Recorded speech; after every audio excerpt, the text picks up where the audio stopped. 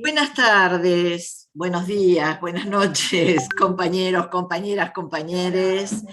Le damos la bienvenida a todos nuestros oyentes y a todas nuestras oyentas en la patria grande latinoamericana, que es nuestro compromiso desde la Junta Interna de ATE Legislatura, junto con Julio López, que ya es el cuarto año que venimos involucrándonos en este espacio tan vital para nosotros que es toda la Latinoamérica. Vamos a recordar que es un programa absolutamente e íntegramente producido y realizado por los compañeros de ATE Legislatura. Julio, buenos días desde lejos de Buenos Aires. Sí, estamos desde Salta transmitiendo en esta edición especial. Bueno, es especial también para mí. Bueno, es las posibilidades que nos dio esta pandemia, integrarnos en una globalización un poco más productiva para nosotros al menos, y poder sacar el jugo. Así que, bueno, en una edición especial, además de Patria Grande, en este cuarto año, con un tema que es trascendente, absolutamente trascendente, como es la crisis ambiental global. Para ello tenemos invitados muy especiales desde Chile y Perú, y luego va a haber también un segmento de nuestros compañeros de ATE, de la Asociación de Trabajadores del Estado, del área urbano-ambiental que funciona en ATE Capital. Así que bueno, eso va a ser nuestro programa en el día de hoy, dos segmentos. En el primer segmento, con los compañeros desde Chile y de Perú, vamos a hablar sobre el buen vivir, summa causai. Bueno, vamos a hablar qué propuesta es el buen vivir en el marco de la globalización y en el marco de la crisis global ambiental. Eso es lo que tenemos programado. Así que, sin más, creo que podemos pasar una tanda para luego ya poder hacer una inmersión en el buen vivir. ¿Cómo no? Vamos a pedirle entonces al director que vayamos a tanda y después presentamos a nuestros invitados. ¿Cómo no? Sí, no sé a quién vi hoy en el supermercado. ¿A quién? A un compañero tuyo de la secundaria. ¿A quién? Este chico, el que era adoptado. ¿Quién? Yo no tenía un compañero adoptado. Sí, este que era de Rulos. ¿Nicolás? Nicolás. Nicolás no era adoptado. Ay, sí, el adoptado lo sabía todo el mundo. ¿Pero él lo sabía? Me parece que él no, pero todo el colegio lo sabía. ¿Que todo el mundo sabía que era adoptado y él no? ¿Y cómo él no lo sabía? Mirá si era hijo de desaparecidos. Bueno, ya está, a esta altura de la vida no le vas a cambiar su existencia, listo. Ya está.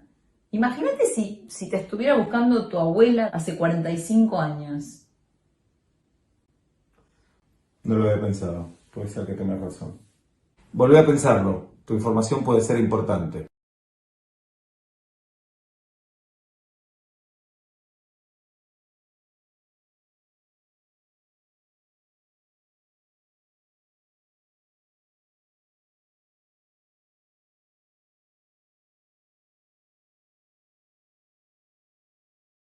¿Qué hace, negro? ¿Cómo anda? Estoy un poco preocupado por la enfermedad que tiene la hija de mis amigos. ¿Te acordás la Norma y el Cacho? ¿Qué es lo que tiene? Todavía no se sabe. ¿Viste? ¿Alguna enfermedad hereditaria, algo de eso? No me diga que la Norma o el Cacho tienen alguna enfermedad que es hereditaria. No creo que ellos tengan algo, pero viste que ellos no son los padres verdaderos.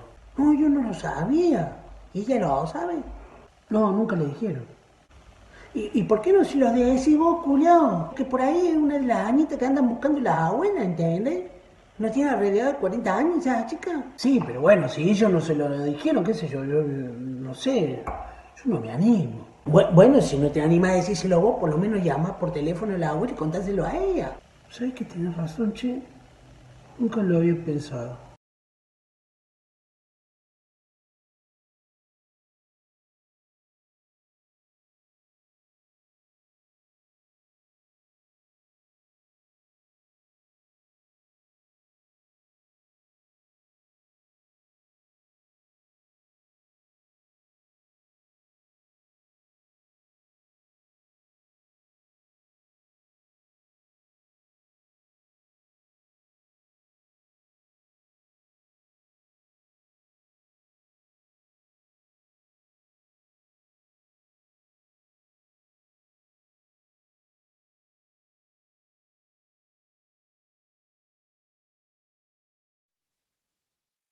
Bueno, a todos los compañeros, bienvenidos.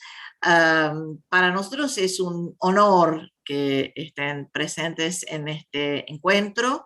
Como bien dijo Julio, casi un conversatorio, y que lo podamos hacer a través de nuestra imagen para toda Latinoamérica. Y además desde una organización gremial. Esta es una organización de trabajadores, lo cual también pone un valor plus a todo lo que nosotros podemos hacer desde nuestro espacio. Bueno, vamos a presentar a la primera invitada, que es Magdalena Machaca Mendieta, ingeniera agrónoma, miembro de la comunidad de Equipillacta en Ayacucho, Perú, directora ejecutiva de la Asociación Bartolomé Aripayá, fundada junto a sus hermanas en 1991, que fusionan las tecnologías de bajo costo con las prácticas ancestrales para el desarrollo de su región. Son las sembradoras de agua, para el agua, y que el agua no sea solo un recurso natural, sino una persona a la cual se le habla, se le canta, se le baila, se la respeta. Solo así las deidades permitirán que el agua aflore desde las profundidades de la tierra y no nos abandone. Bienvenida, Magdalena. Muy buenos días con todos y todas, y de hecho también nuestro gran público de América Grande.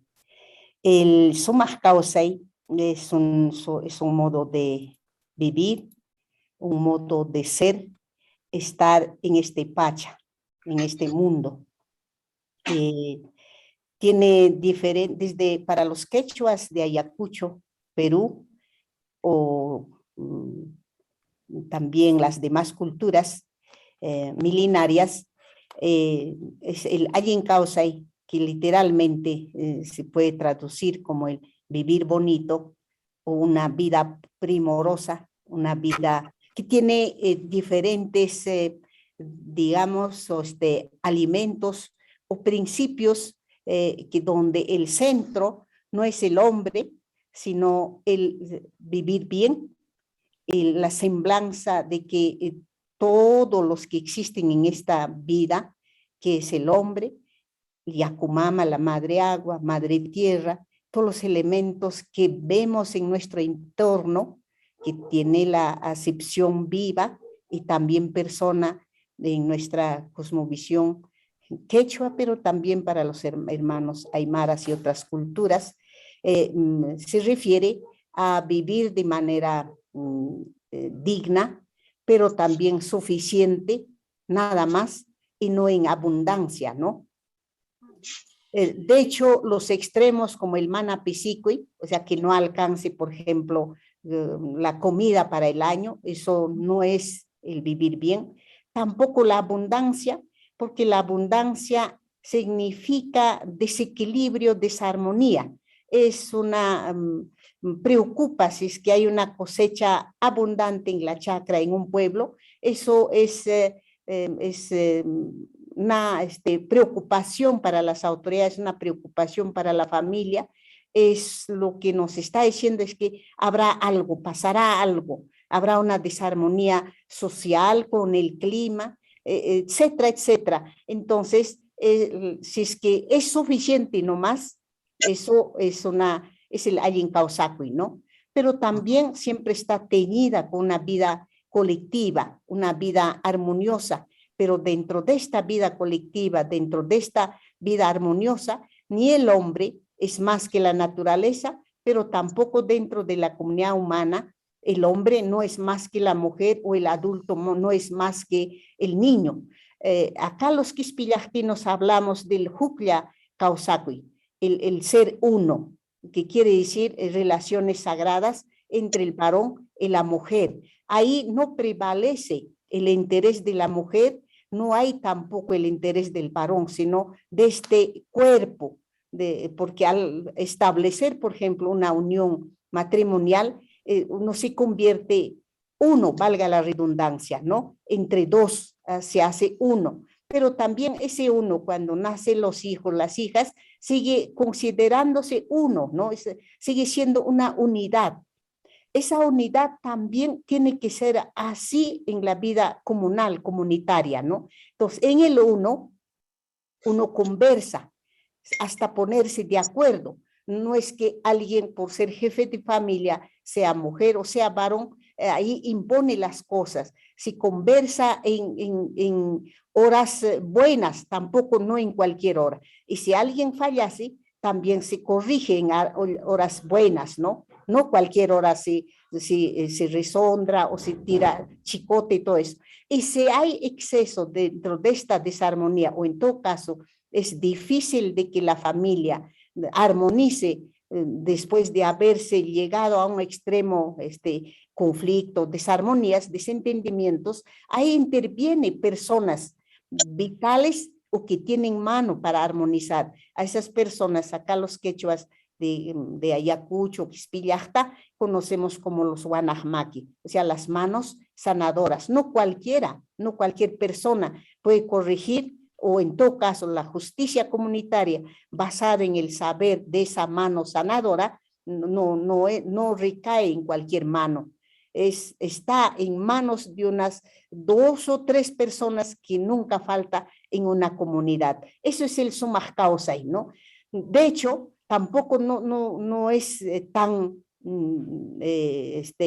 estable, digamos, la vida armoniosa. Acá decimos, ¿qué sería la vida si es que todo fuera color de rosas, ¿no? Siempre tiene que haber una vida, los picos altos, picos bajos, pero ahí lo central está la crianza. Dentro de esta vida colectiva está lo central, la vida colectiva también, que hace alusión a esa relación hombre-naturaleza. El valor principal, el principio principal es la crianza. En quechua lo decimos uyhuay.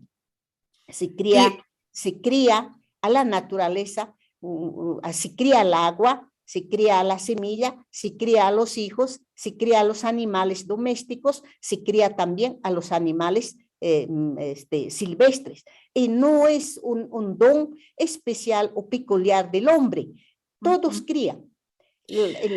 Los cerros deidades, taitahuamanes, también son los grandes criadores. E incluso la aparición de semillas, de plantas, digamos, de un piso ecológico en otro piso agroecológico, decimos, ya está sembrando, ya está plantando el taitahuamán. Pero también ese don creador criadora tienen los animales silvestres. Es eso, la quinoa cuando aparece en una parte que no es su zona de crianza, el ratoncito ya cultivó, o las aves ya lo trajeron. Entonces, eso es el Allen Causa desde la concepción o la visión o el sentir, digamos, Clarísimo. los quechuas de Ayacucho, ¿no? ¿Para qué? Para que toda la vida sea primorosa, siempre en favor o en beneficio o en bienestar de todos, ¿no? Entonces, eso sería para arrancar nuestro entendimiento del Allen Causa, que de hecho, en el contexto actual de globalización, de crisis climática, crisis alimentaria, crisis de valores, aparece o ha sido siempre una alternativa a este desarrollismo basado en consumismo, basado en explotación o visión, digamos, o extracción de la naturaleza. Magdalena, sí. Discúlpame, no, digo, para hacer un paneo general y también poder continuar, me parece que has hecho una introducción perfecta, ¿no? De lo que es este conversatorio, esta ronda, digamos, esta reunión que estamos teniendo, en cuanto a cuál es la crisis global, a dónde apunta. Has hablado del agua, del alimento, son todos temas de tensión hoy en día en el marco de este consumismo que estás hablando. Yo diría que, a ver, para que podamos entrar todos, digamos, en el lapso que tenemos para podernos expresar, que vayamos haciendo una introducción así como la que, para continuar, digamos, a esta inmersión y esta propuesta que nos hace Magdalena, con los otros compañeros, con nosotros compañeras, compañeros, para que luego hagamos una ronda general. ¿Te parece, Adriana? Sí, me parece. A mí por lo menos me quedaron algunas preguntas que luego se las haremos a Magdalena, pero está bien, esto a modo de introito, ¿no?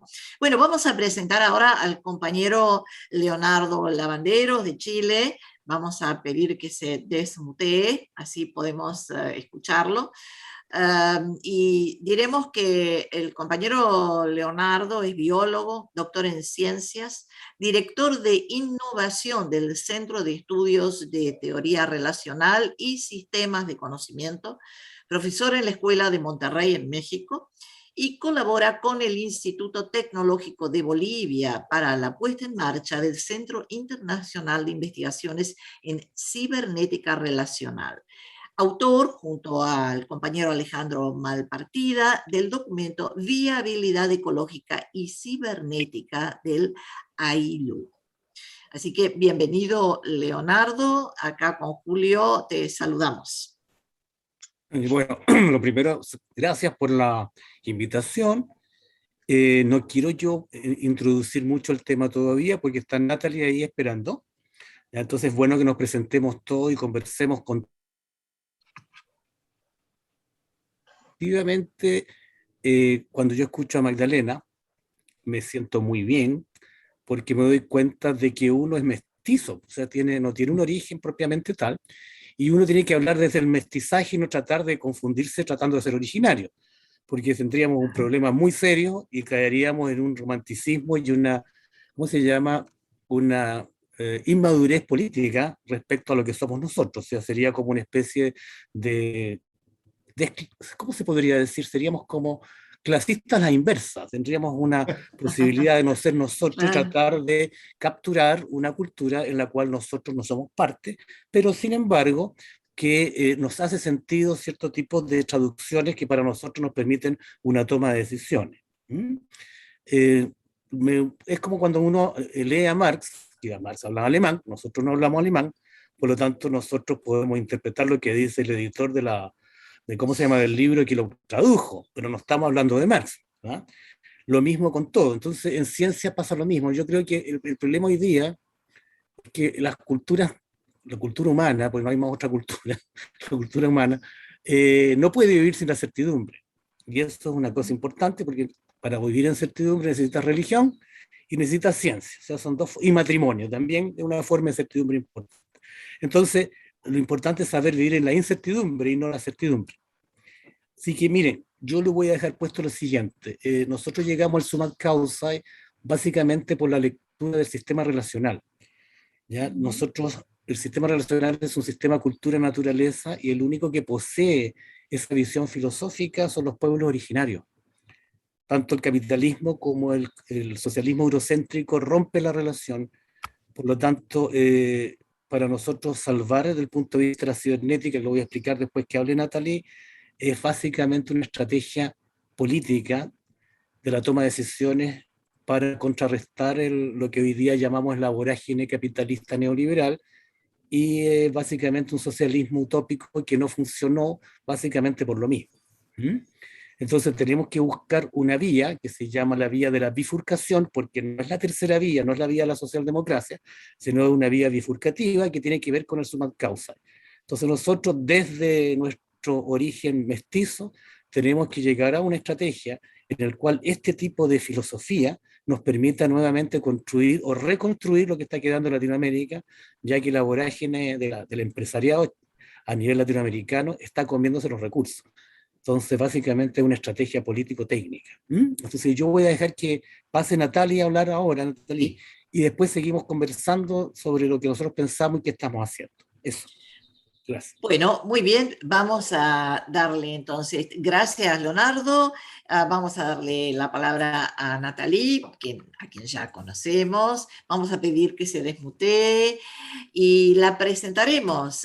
Natalie Joignand es magíster en gestión y planificación ambiental, vinculada desde hace 10 años de forma voluntaria e independiente a la defensa de los derechos humanos y universales socioambientales, en causas como la defensa del agua, la problemática de abastecimiento del recurso hídrico de la región metropolitana Santiago, Alto Maipo, así como también el respeto hacia las comunidades y su calidad de vida y denuncias de las zonas de sacrificio. Obtuvo la tercer mayoría en las elecciones para la gobernación en mayo del 2021. Bienvenida nuevamente a nuestra patria grande latinoamericana por Radio Germán Abdala, Natalie. Buenos días. Muy buenos días, Adriana, muy buenos días, Julio, Leonardo, Magdalena, todos los panelistas que también ahí están ahí esperando. Ya vamos a hacer esta gran entrevista, conversatorio. Feliz, muchas gracias nuevamente por esta invitación con Buenos Aires, la conexión con nuestros hermanos allá allende la cordillera. Feliz, muy feliz también y muy agradecida, porque mira tú cómo son las cosas. Yo había escuchado de Magdalena, no específicamente de su nombre, pero sí esta experiencia que se estaba hablando, que venía del mundo andino, de esta cosecha de aguas que se estaba haciendo, y yo lo ponía como ejemplo y decía, no, tenemos que solucionar otra forma, ya tenemos que cambiar este paradigma, y sin duda este nuevo paradigma al que tenemos que transitar y para salir de esta opresión del capitalismo, del neoliberalismo, de esta sociedad consumista en que estamos inmersos y que nos está destruyendo el alma, nos está destruyendo nuestra tierra, nuestra agua y todo. Decía yo, pensaba, ¿cómo ese paradigma se llama? ¿Cómo lo vamos a llamar? Probablemente los estudiosos, los sociólogos, ¿no es cierto?, ya tienen designados los nombres, la era postmoderna, como podamos llamarlo, pero sin duda es transitar hacia este buen vivir que a veces cuesta un poco decirlo, cuesta un poco entender qué se refiere a este buen vivir. Todos hablan de esto, pero nadie es capaz de definirlo, nadie sabe muy bien qué es. Tú le preguntas a una y otra persona, y bueno, ahora tuvimos esta descripción magistral de Magdalena, que como te decía, cómo son las cosas, y de repente llega esta invitación, y tengo el honor de compartir este espacio con ella, con Leonardo y con ustedes nuevamente. Así que muchas gracias por eso. Acá estamos en Santiago de Chile, a puertas de tener una catástrofe por este río Maipo que conversamos tan extensamente, que es nuestro río que provee del 80% de agua a los más de 7 millones de habitantes que vivimos acá, y ya comenzaría a funcionar, imagina, Adriana, Julio, ya en diciembre, enero, ya está pronosticado para que empiece. Así que bueno, saludarlos a todos. He tenido mi conexión también con el mundo andino a través de mi tesis del magíster en gestión y planificación ambiental, donde viajé para conocer y hacer una relación un poco con toda la visión de lo que es la cultura aymara respecto a una zona que se llama Sistema de Humedales Alto Andino, que son 3 lagunas: la Laguna Roja, las costas, la Laguna Roja, la Verde y la Amarilla, y rescatar una leyenda donde se hablaba de estas lagunas, ¿no es cierto? Entonces también esta visión que tiene el mal vivir, como yo definitivamente, el buen vivir para mí es todo lo contrario de lo que es el mal vivir, ¿no es cierto? El buen vivir es el buen convivir, la comunidad, un poco volver a la esencia, a la naturaleza, y Leonardo, que es biólogo, nosotros que estamos tan desconectados, que hemos sido desconectados y heridos, ¿no es cierto?, en nuestro interior, esta cultura que está tan perdida, nuestros chicos, yo los veo, yo tengo hijos adolescentes que les está tocando vivir en un mundo tan falso, tan virtual, tiene que ver con eso. Entonces, bueno, volviendo a este paradigma, transitar hacia ese aspecto, y no ver la naturaleza de esta manera materialista y reduccionista que se la ha visto solamente como recursos que pueden ser explotados. Entonces en eso estamos, en la lucha, hemos continuado, así que bueno, ahí seguimos conversando para seguir con nuestro diálogo maravilloso. Muy bien, bueno, muchas gracias, Natalie. Veo que hay presentes también en la pantalla algunos otros compañeros. En realidad nosotros habíamos acordado en conversar con Magdalena, con Leonardo y con Natalie, pero si alguno quiere presentarse brevemente, y después sí, pasamos directamente a Magdalena. No sé, ahí veo Claudia Corro, y bueno, y si no, pasamos directamente a Magdalena. ¿Estamos de acuerdo, Julio? Sí, sí, seguro. Okay. Ya, como lo dije antes, Okay. creo que ha puesto más o menos el contexto. Así la verdad es. fue maravilloso Así es.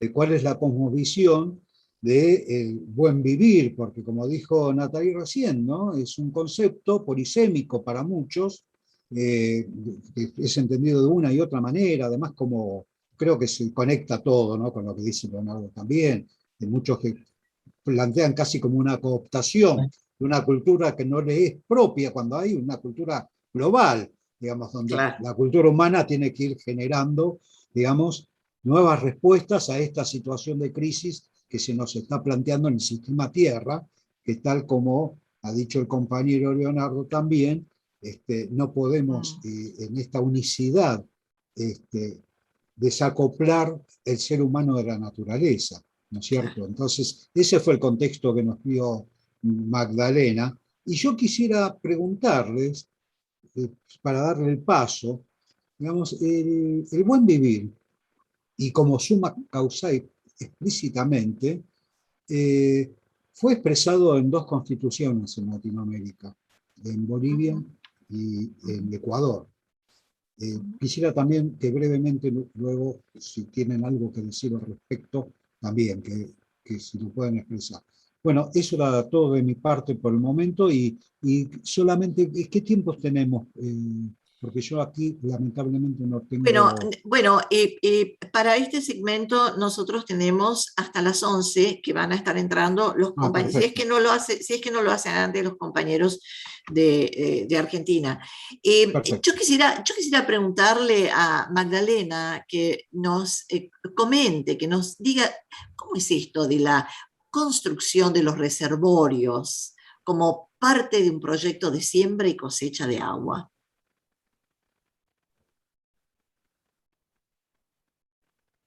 Sí, compañero. Sí.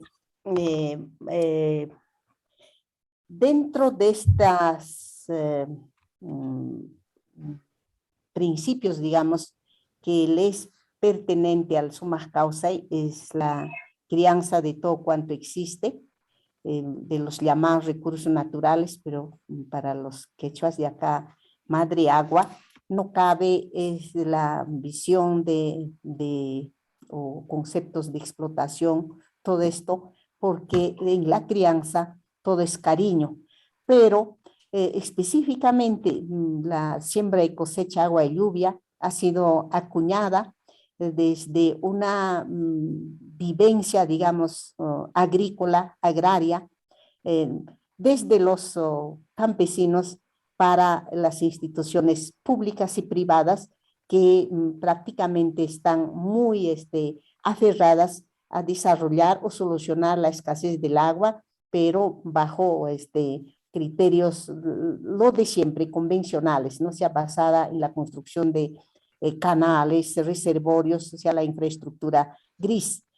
Pero ni eso pudo solucionar la escasez de agua en mi comunidad, que es comunidad indígena Iquispillacta, que está en distrito de Chuchi, provincia de Cangallo, Ayacucho, ¿no? Cuando yo y mi hermana retornamos renegando de la formación académica que uno recibe en la universidad, tratándose todavía de agrónomas, o sea, formación de agrónomas, para desarrollar, para mostrar de que en las comunidades vigorosamente todavía existe la cultura, la rica cultura y agricultura andina, campesina andina en este caso.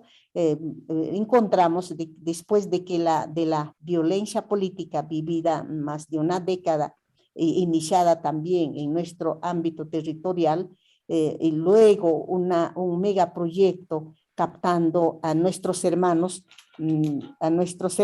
como asalariados, como trabajadores asalariados, y también ha sido casi otra década, prácticamente ha hecho que la gente descuidara en esto de criar la naturaleza, criar el agua, pero también están otras buenas voluntades de las instituciones que dan lectura, digamos, del problema en la producción ganadera la presencia de la fasciola hepática que infecta a todos los animales de pezuña partida. Entonces, ahí está, en todos los bofedales estaban infestados por fasciola hepática. Entonces, la solución técnica que dieron es desaparecer esos bofedales a unos drenajes con canales de zanjas de 10 metros de profundidad, 10 metros de 12, hasta 5 metros de profundidad, o sea, de 5 para más, y luego todavía envenenar con todo lo que es el sulfato y cobre. Esto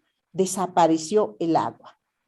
Y cuando regresamos había una desesperación y nos pedía de que como profesionales que habíamos retornado a nuestra comunidad, ayudemos a solucionar este problema. Entonces, la solución que nos daba, o alternativa que nos daba, era bombear agua desde un río que se llama Río Pampas, que está a 2.760 metros sobre el nivel del mar, a una parte alta, que es Tuco, donde nace esta experiencia de siembra, cosecha, agua de lluvia o crianza del agua, como propuesta política, técnica, es que bombeemos a 4.150 metros sobre el nivel del mar, o sea, un bombeo de 2.000 metros de altura de agua. Técnicamente imposible, económicamente también imposible, porque ahí nuestros hermanos eran muy pobres.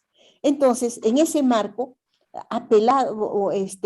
cuando nos ponen esta carga, nosotros decimos, como éramos ya críticas de los fracasos, digamos, de la modernización de la agricultura o modernización de la zona rural, desarrollo de la zona rural, dijimos, no queremos hacer un elefante blanco más, ¿no?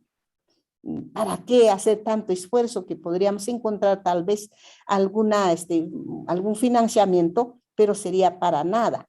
Entonces, dijimos más bien, ¿qué solución? Nosotros somos de estas tierras y ¿qué solución darían nuestros abuelos?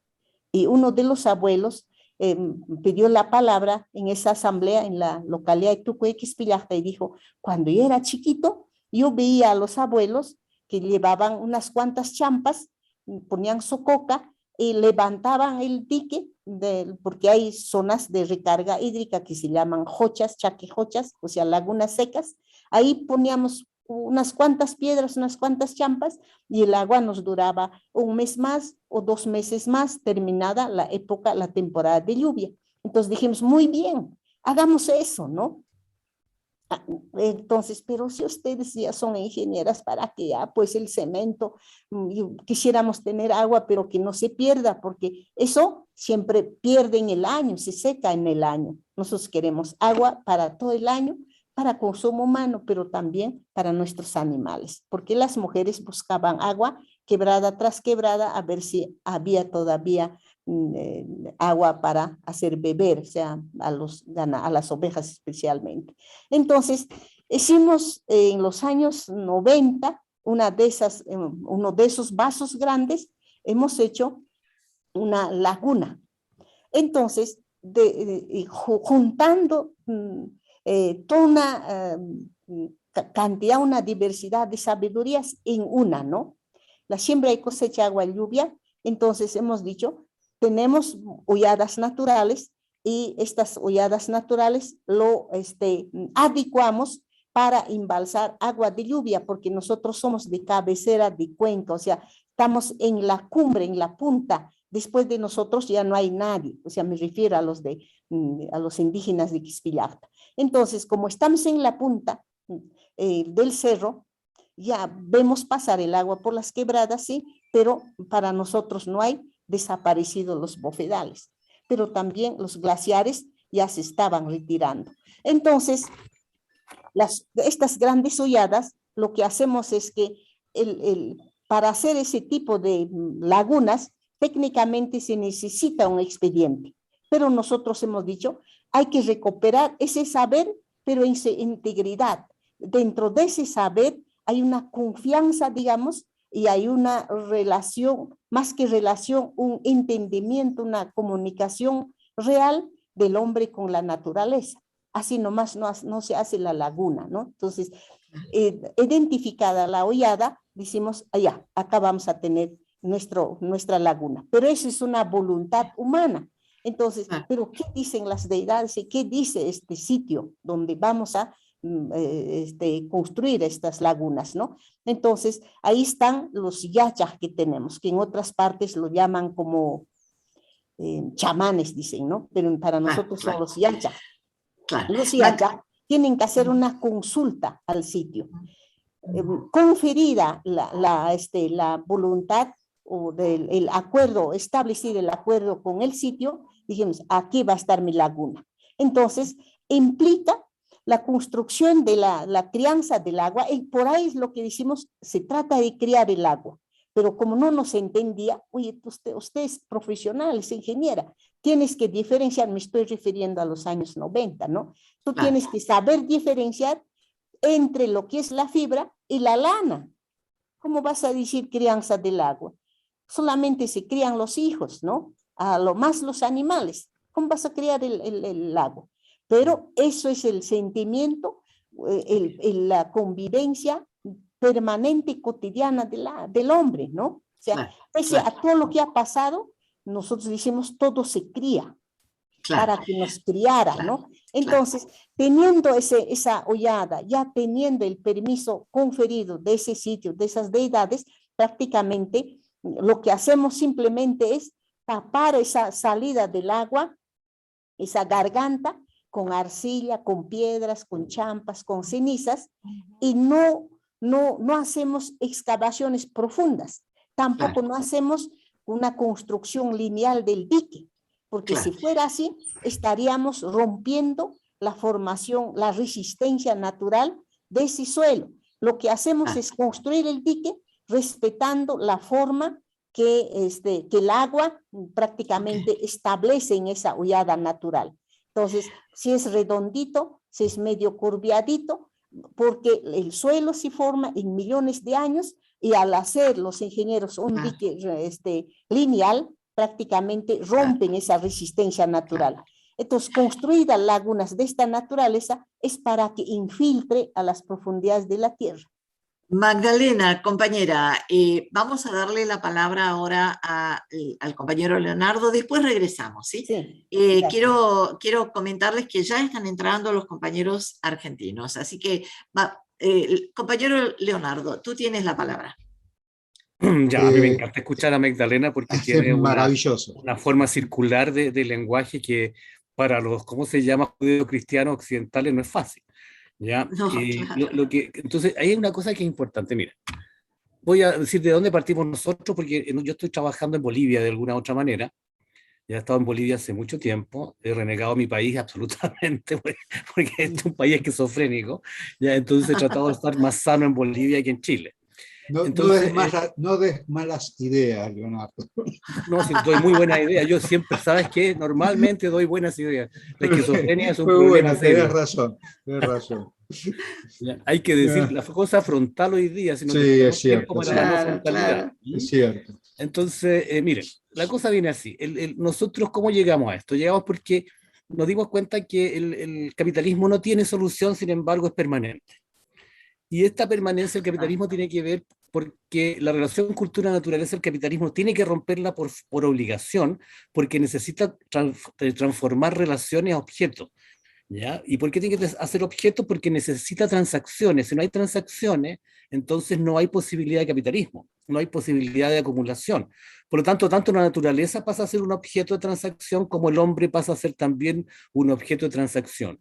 Por lo tanto, el capitalismo no permite ninguna posibilidad de, ¿cómo se llama?, de conservación de la cultura, de la relación cultura-naturaleza, para ser más exacto. Entonces esto nos lleva obligatoriamente a decir, bueno, pero el socialismo era nuestra posibilidad. Claro, pero si uno piensa en el socialismo de la revolución industrial, se da cuenta que, dado el nivel de explotación del hombre en ese tiempo, voy a hablar que el hombre en términos genéricos, nos llevaba obligatoriamente a un humanismo. O sea, teníamos que concentrar la mayoría de los esfuerzos en salvar a la humanidad y generar una revolución a partir del humanismo. Pero el humanismo a la larga también rompía la relación cultura-naturaleza. Por lo tanto, ni el socialismo, ni la visión judeocristiana, ni el capitalismo podían darnos una solución al proceso relacional. Ahora, cuando uno habla de relacional, los gringos, desgraciadamente, nos metieron una cuña muy fuerte, que es el concepto de medio ambiente. ¿ya? El concepto de medio ambiente es un concepto netamente del imperialismo, porque el concepto de medio ambiente es un concepto de objeto, no es un concepto de relación. Por lo tanto, toda la educación basada en ciencias actuales, incluso la ecología, es una ciencia del objeto, no de la relación. La ecología hoy día es una tradición absoluta, y el ecologismo también, en relación, igual que el economicismo, a lo que es la relación cultura-naturaleza. Es tan grave que la ecología que se enseña hoy día de poblaciones y comunidades no tiene nada que ver con los sistemas relacionales. Es por el contrario, es como la ecología es como una hermana pequeña de la economía. La economía tampoco es economía, porque si uno va hacia los orígenes de la economía, se da cuenta que en griego, el oikosnomia, que es la administración del oikos, y el oikos no es el hogar, el oikos, desde lo que trata Aristóteles en el libro de la política, es el buen vivir. O sea, Aristóteles también plantea el buen vivir, siendo una sociedad esclavista, ¿no? Pero plantea el buen vivir en relación a que el oikos es un sistema relacional comunitario. Entonces lo que tenemos hoy día, con una mentira que se llama economía, se llama crematística, y en términos del capitalismo es una crematística del valor de cambio, o sea, hacer dinero para hacer más dinero. ¿Ya? La gracia que tiene el valor de uso, en este caso, como habla Magdalena, es que uno necesita para vivir bien la contribución del valor de uso, no del valor de cambio. No necesitamos el dinero para hacer más dinero. Necesitamos la conservación de lo comunitario, y eso es una condición que tiene que ver con un sistema de relaciones. Entonces, cuando ella habla de las deidades, uno traduce objetos, pero en rigor en la relación la naturaleza desaparece como objeto. Y lo peor de esto es que cuando uno le pregunta a alguien cómo ves la naturaleza, lo primero que hace es poner un árbol o un animalito. Entonces, lo que estamos viendo es objetos enseñados de una estructura del capitalismo de reducción al objeto y de una epistemología, una teoría del conocimiento que se basa en la certidumbre del objeto. Cuando Heisenberg hizo el concepto de incertidumbre, fue por primera vez porque tocó el anarquismo de la libertad, en términos de que tocó la incertidumbre y tocó la libertad. Ya, porque la única posibilidad de libertad es cuando uno no tiene creencias.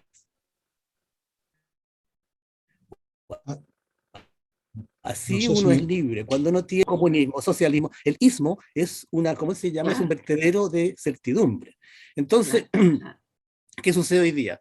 Que cuando yo estoy en Bolivia, discutimos básicamente que el sumat causa, y se lo llevan los ecologistas diciendo que son parte del sumat causa, y la verdad es que no lo son, porque el sumat causa no tiene la ecología como concepto, y el sumat causa no necesita la ecología hecha actualmente en la ciencia clásica como concepto, porque no existe. ¿Ya? Por otro lado, llega gente que dice la naturaleza tiene derechos, pero si la naturaleza tiene derechos, tendría que haber un representante de la naturaleza, y siempre hay un intermediario que no es la naturaleza el que está como representante. Entonces caemos en una esquizofrenia maravillosa. Por otro lado, hablan del desarrollo sustentable, que tiene que ver con las condiciones de las generaciones futuras, pero no hay ningún representante de las generaciones futuras. Entonces el capitalismo, que es muy astuto, transforma todo esto en mercancía y en una forma de consumo. Por ejemplo, hoy día apareció el Nobel que se lo dieron a los tipos del cambio climático. El cambio climático, al igual que el Día de la Madre, es otro día del consumo. Vamos a empezar con una cantidad de, ¿cómo se llama?, de negocio en relación al cambio climático. ¿Ya? Pero vamos a seguir hablando, como lo hace la UNESCO, como lo hace la ONU, que la base es el crecimiento económico, y que el crecimiento económico hasta aquí ha mejorado la pobreza, etc. Cosa que es absolutamente falso. Lo que ha hecho el crecimiento económico es lo contrario. Ha generado un ser humano que se basa en el consumo en términos de la irracionalidad de lo que es la relación. O sea, es un tipo que rompe la relación no solamente en la educación, sino también en la toma de decisiones. Por lo tanto, los gobiernos actuales, que se dicen socialdemócratas, son realmente gobiernos de derecha que están adentro tratando de hacer socialismo que no existe, ¿ya? Y que justamente cuando llega el summa causa y llega una posibilidad de bifurcación, se asustan.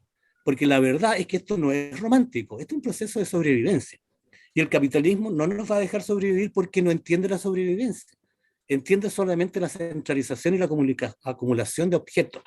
Por lo tanto, no solamente es un proceso que el summa causa sea una cosa romántica y que Magdalena nos impresiona porque vive de otra manera, sino que nosotros como buenos mestizos no estamos acostumbrados a vivir lo que vive Magdalena. Entonces pues, vamos a empezar a ser cínicos e hipócritas diciendo, oh, el medio ambiente, oh, la naturaleza, oh. Pero la verdad es que si ustedes lo miran hoy día, es la misma enfermedad provocada, o sea, reivindicaciones que matan la cultura en términos de su relación. Cuando hay relación, no hay objeto. Porque uno cuando vive y la escuchan hablar a ella, habla en forma circular, no habla de objetos. Nosotros traducimos a objetos, puede ser la educación que nos ha dado el capitalismo justamente para poder poseer y poder, ¿cómo se llama?, explotar la naturaleza como objeto. ¿Ya? Entonces, ¿qué hicimos nosotros? Porque yo trabajo en la parte cibernética. La cibernética siempre se ha hablado como un problema de robótica, de transformación. No, la cibernética es una ciencia que tiene que ver con los procesos de viabilidad de los sistemas. La cibernética trabaja en la viabilidad relacional sistémica y lo que hace es el encaje entre la sustentabilidad y la sostenibilidad, que son cosas totalmente distintas y que los gringos en su lenguaje no la tienen. ¿Ya? Los gringos llegan hasta sustentabilidad nomás porque les tienen un lenguaje de pirata que desgraciadamente sirve para comerciar, pero no para pensar bien. Entonces, si lo vemos de esa manera, lo que tenemos nosotros hoy día es que la sustentabilidad tiene que ver con el patrimonio recurso en términos energéticos materiales, y la sostenibilidad tiene que ver con las relaciones. Si las relaciones no son armónicas, ¿ya?, se va a ir directamente a la concentración de recursos, o sea, vamos a tener la sustentabilidad por sobre la sostenibilidad. Y para generar viabilidad, ¿qué vamos a tener que hacer? Un imaginario. ¿Cuál es el imaginario para las clases medias? El consumo. La clase media, con un bajo sueldo, cree que el consumo lo hace ser sustentable. Para lo contrario, es absolutamente una clase enferma de términos de concentración de poder y concentración de objetos.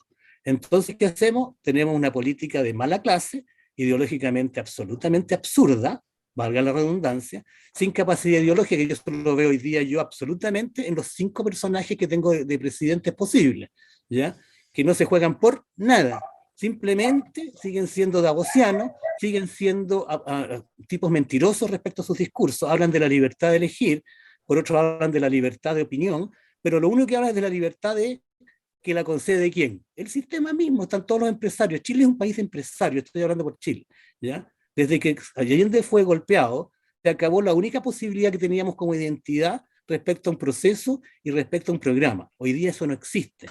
Hoy día lo que tenemos es un chamulleo, ¿ya?, de comercio que no nos lleva a ninguna parte. Por lo tanto, el summa causa en Chile hoy día es imposible. Absolutamente imposible. Eso. Leonardo, impecable, impecable tu exposición y tu reflexión, realmente. Vamos a darle la palabra ahora a Nathalie, por favor, y luego regresamos contigo.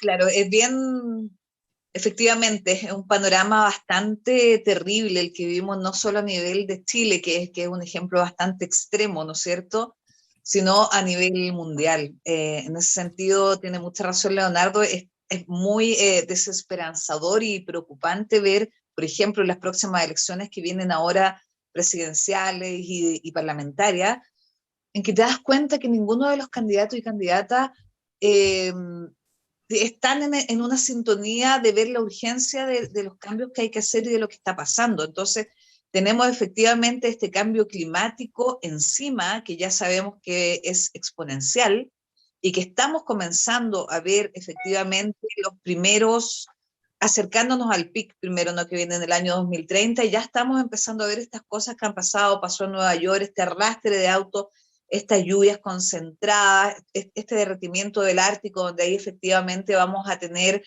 esta descompensación a nivel del globo, ¿no es cierto?, donde ya por eso se están viendo más a nivel en el hemisferio norte las cosas más fuertes, y en este extremo que tenemos la sequía. Bueno, estamos atrasados, muy atrasados, y vamos a tener, tal como decía Leonardo, un tema de supervivencia, vamos a tener que saber ponernos de acuerdo, y que los postulantes que hayan pasen un poco más, salgan de este mundo político, ¿no es cierto?, republicano, partidista, donde había toda una tradición política y se preparaban para ello, y que las personas que vienen desde los territorios, desde la experiencia, la academia también, que se vayan involucrando más para hacer estos cambios que se necesitan. Estamos muy atrasados, y para avanzar a este nuevo paradigma. En ese sentido, claro, es muy bonito esto que están haciendo allá con la cosecha de agua en Ayacucho. Es un ejemplo. Nosotros acá en todas las cuencas del país, especialmente en la región metropolitana y hacia el norte de Chile, estamos en una situación crítica también en cuanto a lo que es la escasez hídrica. Porque no solamente es sequía, no solamente es cambio climático, se trata de disfrazar así, y lamentablemente se siguen con estas pseudo soluciones, estos elefantes blancos que decía Magdalena, de estas soluciones que no son soluciones porque no tienen este sistema relacional, no se considera, y algo tan simple como es el ciclo del agua. Entonces lo cortan y lo cortan y lo represan, y hay trasvase de cuenca, y te vas dando cuenta que se va secando todo, que vas acá hacia la cordillera, ves como los animales, los cóndores sagrados, el puntur sigue bajando y bajando, los pumas se están muriendo, vas encontrando todos los animales, ya los huesos, ¿no es cierto?, los crianceros, la cultura que se va matando. Entonces, sería bonito poder ya hacer este intercambio de experiencias. Yo tengo entendido allá que en Ayacucho tuvieron un sistema de unas plantas, ¿no es cierto?, que son las que permiten que el agua se vaya asentando y se puedan ir recargando los acuíferos, qué sé yo. ¿Cómo podríamos hacerlo en las distintas cuencas? Porque no podemos seguir con esta forma de... Porque además es un saqueo, ¿no? Nosotros decimos acá, esto no es sequía, es saqueo directamente. Esto de construir en sí mismo las obras, estas grandes obras, son también parte de poder sacar réditos económicos y construir para ganar dinero unos pocos, ¿no es cierto?, que son los que están explotando y están estrujando a nuestra sociedad, a todas las personas, a todos los animales, en fin, y a la naturaleza en sí misma, los ríos vulnerados, los ríos destrozados, los ríos intervenidos, el agua encerrada, el agua, en fin. Hay que avanzar rápidamente en eso. Nosotros nos estamos quedando sin agua acá en la región metropolitana.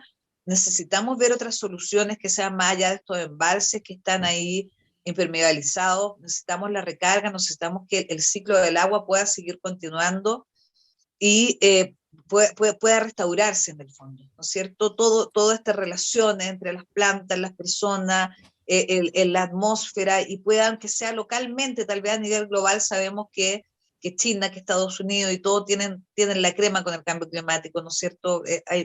Por todas partes está haciendo aguas, hay, entre comillas, un derrame que hubo hace poco, que está ahora. Nosotros estamos peleando por salvar también un sitio de la biodiversidad maravilloso, Dominga, que ahora se descubrió que el presidente había hecho ahí una especie de soborno, ¿no es cierto?, los paraísos fiscales, y todo les importa nada. Entonces, ¿cómo hacemos para rápidamente poder ver un sistema acá de lagunas, de pequeñas lagunas que puedan ir solucionando de cierta forma, que los animales puedan llegar y tener agua, que podamos ir recargando? Bueno, es una experiencia que queríamos y esperamos compartir prontamente. Ya se están abriendo las fronteras. Yo quiero también mandar un saludo cariñoso a Miyalén Mora. Estamos pensando viajar a Argentina, viajar a el grupo ahí que estamos, ¿no es cierto?, ir a Ayacucho, sí. Para poder instaurar y que podamos los gobernantes también ir cambiándolos para rápidamente, de aquí a un periodo de 8 años, ya concretar y salvar lo más vital. Por lo menos es comenzar por el agua, porque sin agua sabemos que no hay nada. Entonces, Sí. eso, ¿no? Sí, Natalie, si me permites, ese es un proyecto que estamos pergeñando, que está germinando para el año próximo, lo cual para nosotros sería maravilloso y sería un honor recibir a los hermanos chilenos y a todos los hermanos latinoamericanos aquí en Buenos Aires para realizar este gran encuentro. Bueno, ahora, compañeros y compañeras, vamos a tener que ir a una tanda, nos lo pide la producción. Sí, ¿puedo interrumpir Julio. a producción y a mi estimada co-conductora, Adelante. Adriana? Es que tenemos un pedido especial acá de David Maulen, que quisiera expresar algo, y yo creo que está bien. Un minuto, David, si me estás escuchando, ok. por favor, sería interesante escuchar, a ver qué quieres plantearnos. Bueno, ¿Qué gracias. tal? Bienvenido, ¿no? Por favor. Sí, hola. Bienvenido, compañero. Sí, gracias. Gracias a Leonardo que me invitó a esta conversación. Voy a hablar 30 segundos. También porque no me queda otra, hablo desde la posición de mestizo. Y rescato mucho de lo que decía Magdalena. Bueno, acá en Chile, estoy pensando rápido, hace 100, 150 años atrás tuvimos un problema que tiene repercusión hoy día, que fue que el acuerdo que había entre los parlamentos mapuche con los españoles se llegó al acuerdo que el territorio mapuche, los españoles no se iban a meter, pero después los criollos y los mestizos desconocieron ese acuerdo e invadieron el territorio mapuche, que se supone no se iba a invadir, los mismos mestizos, y trajeron, el gobierno chileno trajo colonos alemanes, les quitó a la fuerza la tierra a los mapuches y puso a los colonos alemanes, y hoy día, 100 años después o 150 años después, se ha logrado en pequeños sectores que el gobierno compre tierras y se la entregue de nuevo a la familia mapuche, lo cual es un concepto bastante raro. Y lo que nos pasa es que, por ejemplo, los colonos alemanes no entienden que las familias mapuche usen una tierra para cultivar lo que necesitan y la otra tierra la dejen porque no es necesario explotarla, la dejen en su desarrollo normal. Entonces dicen, ¿cómo es posible que no exploten toda la tierra? Y el caso, yo creo que, claro, dentro de lo que nosotros hemos conversado, lo que ha explicado Magdalena, Leonardo, se entiende muy bien por qué se usa solamente la tierra que se necesita para comer y la otra no. Pero el problema que tenemos aquí, que es muy importante, es cómo convertir eso en un sistema de representación social. ¿Cómo podemos explicar esa diferencia de no entender la tierra como una cosa, sino que como una entidad equivalente a nosotros en un sistema relacional, como lo llama Leonardo? Como eso uno lo puede, no solo lo entiende, sino cómo lo puede llevar a sistemas de relaciones de comunicación, de sistema de representación social. Porque yo me acuerdo 10 años atrás, leyendo en Flaxo, Uruguay, explicaban que en Uruguay la institución más fuerte eran los sindicatos, los gremios, en Bolivia las organizaciones indígenas, pero en Chile es la televisión abierta. Desde los años 70 hay una política de destruir las relaciones entre las personas. Es una visión unidireccional desde los medios. Entonces, ¿tú cómo haces que la gente entienda dentro de un sistema de representación social esta relación con una entidad equivalente que es la tierra, que no es una cosa? De hecho, ya es un gran conflicto reducir el tema a comprar un pedazo de tierra más, un pedazo de tierra menos. Entonces, sobre ese concepto, el desafío es convertirlo en un sistema de representación social. Claro. Bueno, David, ahora sí nos está pidiendo el productor que vayamos a una tanda, cerramos este segmento, están entrando los compañeros argentinos y después, bueno, haremos un cierre en común y en conjunto. ¿De acuerdo? Sí, gracias. Bueno, muchas gracias. Vamos a una tanda entonces. Por favor, gracias.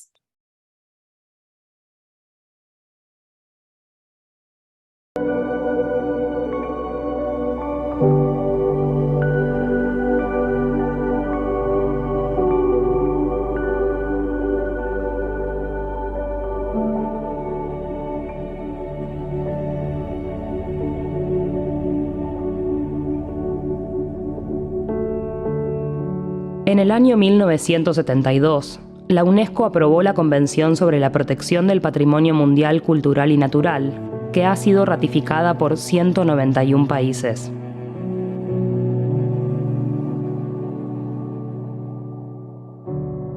En 2015, el Estado argentino inició ante UNESCO las gestiones para que el Museo Sitio de Memoria ESMA, ex centro clandestino de detención, tortura y exterminio, sea reconocido como Patrimonio Mundial, Patrimonio del Nunca Más.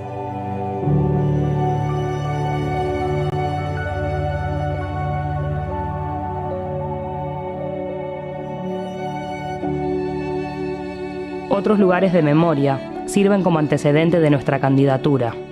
La isla de Gorée en Senegal y el muelle de Balongo en Río de Janeiro, Brasil, testimonios del comercio de esclavos. El campo de concentración y exterminio nazi Auschwitz-Birkenau, en Polonia, símbolo del Holocausto. El Memorial de la Paz de Hiroshima, en Japón, donde se utilizó por primera vez la bomba atómica. El Puente Viejo, en el centro histórico de Mostar, en Bosnia y Herzegovina, expresión de la convivencia en paz después de una guerra étnica. Y la prisión de Robben Island, en Sudáfrica, símbolo de la lucha contra el apartheid. Esta presentación constituye un desafío y una oportunidad para el Museo Sitio de Memoria ESMA. Un desafío porque nos compromete como institución y como Estado argentino a velar por el mantenimiento y la preservación del lugar según los estándares de la Convención sobre la Protección del Patrimonio Mundial Cultural y Natural. Una oportunidad, porque vamos a generar una amplia red de personas y actores comprometidos con nuestra profunda convicción de que la desaparición forzada de personas es un crimen de lesa humanidad que el mundo debe conocer y recordar, y que el Museo Sitio de Memoria ESMA, ex centro clandestino de detención, tortura y exterminio, es un símbolo del valor del consenso social como medio para lograr justicia.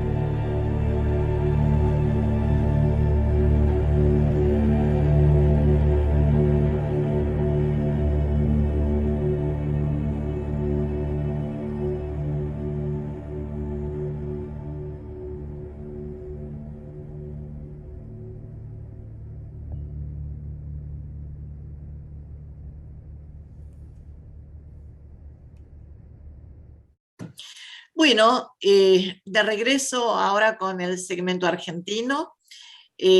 Vamos a presentar a los compañeros, al compañero Emanuel Poretti, y vamos a decir que es licenciado en Ciencia Política y Administración Pública de la Universidad Nacional de Cuyo, posgraduado en Mediación, UDA, y diplomado superior en Desarrollo de Políticas Públicas e Integración Regional, Flaxo. Se desempeña como coordinador de la red universitaria para el cuidado de la casa común, coordinador de la RUC y coordinador académico de la Diplomaturia Superior en Ecología Integral 6. Bienvenido, Emanuel, a nuestro compromiso, que es la patria grande latinoamericana. Bueno, muchísimas gracias, muy buen día a todo el equipo, felicitaciones por el programa que están desarrollando, y bueno, un gusto, un honor compartir la palabra y este espacio de intercambio, de diálogo con todo el panel que han podido reunir, así que un gusto. Bueno, Emanuel, bienvenido como siempre, un placer tenerte aquí, muchísimas gracias. Vos sabés que no sé si tuviste oportunidades, por lo menos de escuchar parte de lo que han vertido aquí nuestros panelistas el día de hoy, pero es muy interesante que vos formás parte de la RUC, ¿no? Que es la red universitaria para el cuidado de la casa común, y que ha hecho una propuesta muy interesante como es la Diplomatura Superior en Ecología Integral, que está respaldada por la RUC, que son más de 40 universidades, tengo entendido. Y bueno, la verdad que quisiéramos que nos cuente primero qué es la RUC, cómo surge y en qué consiste esa diplomatura en Ecología Integral. Muy bien, bueno, gracias Julio, gracias Adriana también. Bueno, tengo el gusto enorme de que Julio, como ex alumno de la diplomatura, pueda haber hecho esta invitación. La verdad que fue de los que tuvo presencia perfecta, no faltó una sola clase y estaba siempre muy activo, así que en ese sentido fue un gusto y un honor, siempre aterrizando los temas que a veces podían resultar un poco teóricos. Julio siempre con sus intervenciones nos lograba interpelar y bajarlos a la realidad. Y bueno, la RUC es una red universitaria, un espacio académico que se fundó en septiembre del 2016, un año después de sacar la encíclica Laudato Si. Surgió como una iniciativa de 6 universidades, de 6 rectores, que encontraron como punto de coincidencia la encíclica Laudato Si del Papa, y a partir de allí empezaron a recorrer un camino en el cual, bueno, yo me inscribí desde un rol de coordinación, desde el inicio, y bueno, y estas universidades, que eran universidades públicas y privadas, confesionales y laicas, pudieron, bueno, en este espacio de coincidencia, entendían que era necesario hacer acciones en la vida universitaria y de la universidad hacia el entorno para promover el cuidado de la casa común, como es la invitación de la encíclica. Así que bueno, fue un proceso que fue creciendo naturalmente, no fue, digamos, forzado. Los mismos rectores iban invitando a otros rectores, y después paulatinamente el equipo de referentes que se fue conformando, es decir, estaban los rectores como autoridades, pero después había todo un equipo operativo, que es el que coordino yo, y bueno, este grupo de referentes también fue invitando a otros referentes que a su vez obtenían los avales o las aprobaciones institucionales, y bueno, se fue conformando una red muy linda, que actualmente cuenta con 42 universidades de la región en 9 países. Así que bueno, y tiene con esta lógica muy, muy plural, ¿no? De mucho diálogo, porque no hay podríamos decir, inicialmente no hay una identidad compartida. Son universidades muy disímiles, no solo porque algunas son de gestión pública o privada, o porque tienen una identidad explícitamente religiosa o no, sino porque además son muy distintas en sus tamaños, digamos, en sus trayectorias. Algunas son de las primeras universidades, algunas llevan 10 años desde que se han creado. Entonces, bueno, es muy diverso este ámbito del Consejo de Universidades, ¿no? Y en ese sentido, bueno, fue el desafío entendíamos nosotros en su momento, hace ya 2 años, digamos, cuando salimos con esta propuesta, entendíamos que era necesario generar un trayecto común de formación ante la crisis civilizatoria, de la cual alcancé a escuchar digamos, los últimos 15 minutos de las intervenciones de los compañeros y compañeras que estaban exponiendo antes. Bueno, ante esta crisis civilizatoria que está tan clara, entendíamos que también era necesario generar un trayecto de formación que nos permitiera encontrarnos, que nos permitiera entablar un diálogo mucho más profundo en relación a las causas de la crisis, y también poder ensayar cuáles pueden ser algunas de las acciones que nos permitan superar esta crisis desde un punto de vista sistémico, no quedándonos en pequeñas acciones puntuales que son necesarias y hay que apoyarlas, sino también en poder pensar los grandes procesos que es necesario acompañar y generar para hacer la transición a una sociedad más regenerativa, más justa, capaz de futuro. Así que bueno, pusimos en marcha la diplomatura en una primera edición. Fue muy lindo porque, bueno, ahí quizás Julio hasta puede contar alguna anécdota de algo que a él le haya parecido especialmente valioso. A nosotros realmente la posibilidad de dialogar con personas de 18 países que estaban presentes en la capacitación, 131 estudiantes, bueno, la verdad que fue muy, muy enriquecedora.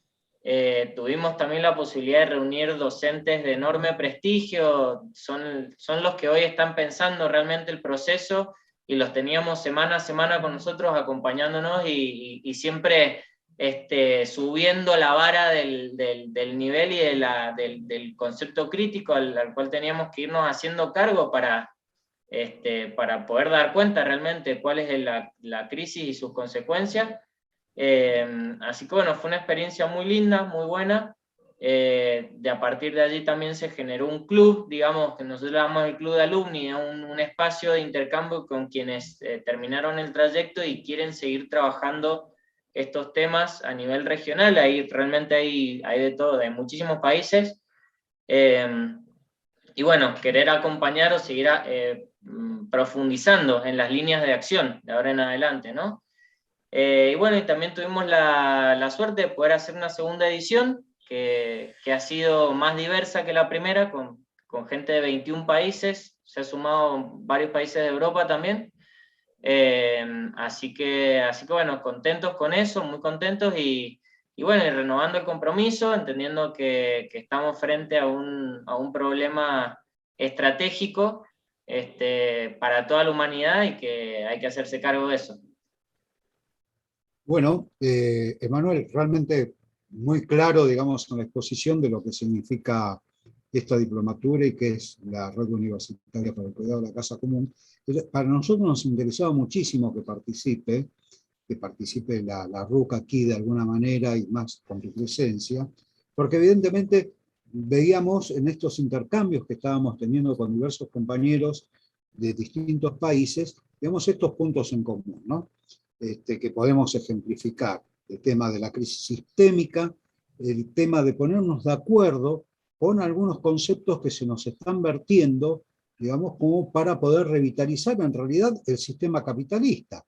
Digamos, es decir, vamos a hacer un lavado de manos al capitalismo y ahora empezamos con el green wash, la green economy, no sé qué, y ya nos plantan desde el idioma hasta un concepto donde nos quieren dar vuelta, digamos, que en realidad necesitamos seguir consumiendo nada más que de otra manera, pero el consumo es el mismo y los métodos de reproducción del capitalismo son los mismos. Es más, un concepto que yo contigo lo he charlado bastante, que a mí me pareció muy interesante, que decías de todos los debates que hemos tenido, con esa diplomatura se debate mucho, es el concepto de modo de vida imperial de Ulrich Brandt, ¿no? De uno de los docentes.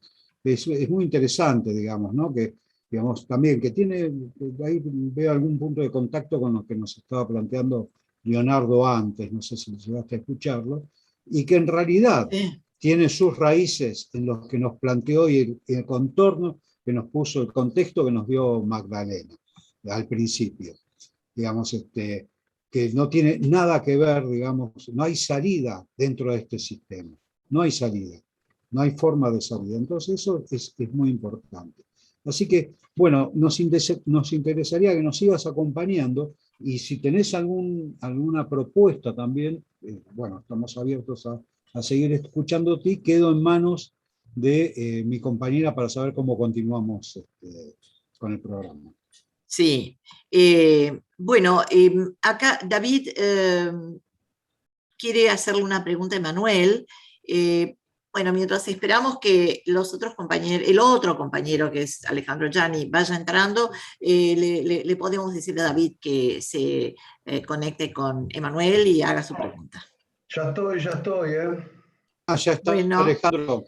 Bueno, sí, ahora ya le damos dejamos el ingreso. para el final. Perfecto. Bueno, entonces... bueno, entramos con Daniel, entonces, con Alejandro. Bueno, vamos a presentar al compañero Alejandro Gianni. El compañero Gianni es sociólogo, secretario de Finanzas de ATE, de la Asociación de Trabajadores del Estado de Capital, y es el secretario general de la CTA, Central de Trabajadores Argentinos de Capital. Así que bienvenido, compañero Alejandro, a nuestro compromiso, que es la patria grande latinoamericana. Hola, ¿cómo andan? ¿Cómo están? Perdón la tardanza, pero tuve un problema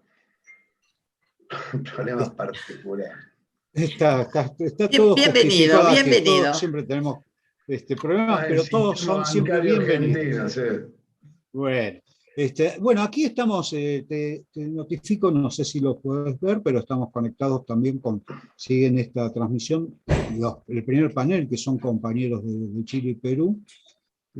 Obviamente el tema es la crisis global ambiental, y en particular en este segmento nuestro queríamos un poco conversar sobre la crisis ecosocial. Yo siempre hago un planteo de que tenemos que tener como trabajadores del Estado, nosotros somos ATE Legislatura, somos parte de la Asociación de Trabajadores del Estado, de ATE Capital, y como tales tenemos que tener una mirada puesta, ¿no? En una ciudad, habitamos una ciudad donde yo siempre digo, me sorprendo, y acá a los compañeros les voy a ver las caras, cuando la propuesta del gobierno de la Ciudad de Buenos Aires, en su, digamos, para tener un buen vivir, lo que plantean es crear ciudad, ¿no? Para poner, por un lado, Magdalena, que nos plantea, ¿no?, la cosecha de agua, claro. En la Ciudad de Buenos Aires nos dicen que es una maravilla poder crear ciudad, y crear ciudad acercándola al río, no solamente crear ciudad, cemento, torres, ¿no?, de 85 metros de altura, sino acercarlas al río, hacer una muralla allí, y con todo el impacto que ello significa. Entonces, desde esa perspectiva, la ciudad de Buenos Aires, digamos, tiene obviamente un gobierno que tiene una mirada que nosotros caracterizamos como extractivista, ¿no? El extractivismo urbano.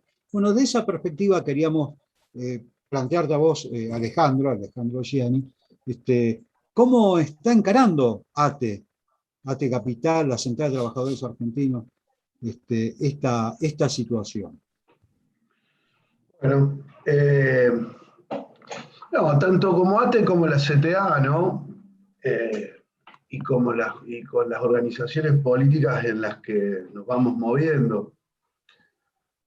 Nosotros, particularmente la ciudad de Buenos Aires, ¿no? Ya hace muchos años Ezequiel Martínez Estrada decía la cabeza de Goliat, una super metrópoli latinoamericana.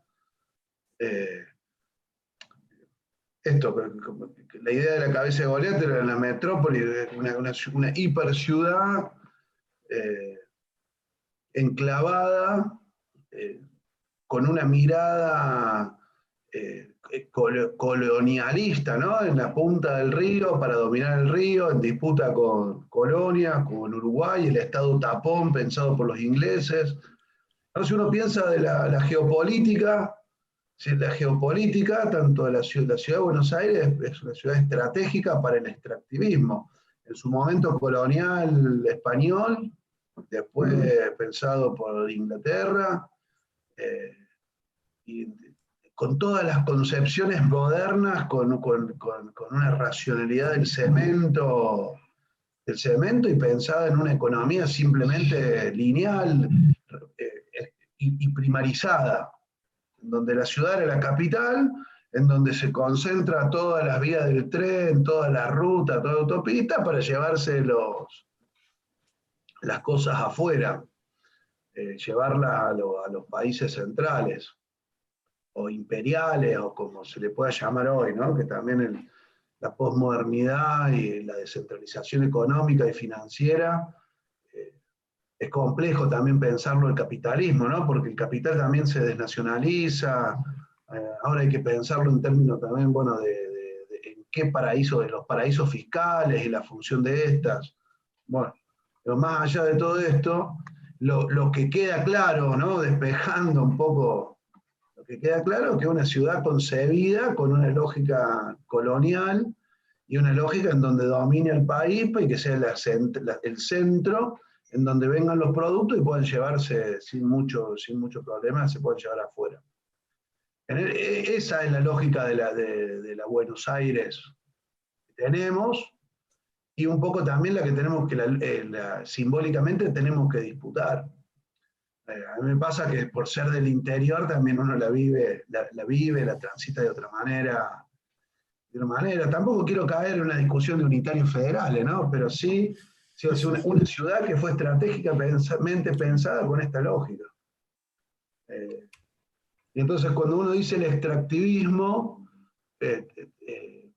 y a veces suena como un concepto abstracto, y esta ciudad, su concepción más pura es cómo extraer las cosas del país, cómo extraerlas a un lugar y cómo llevárselas.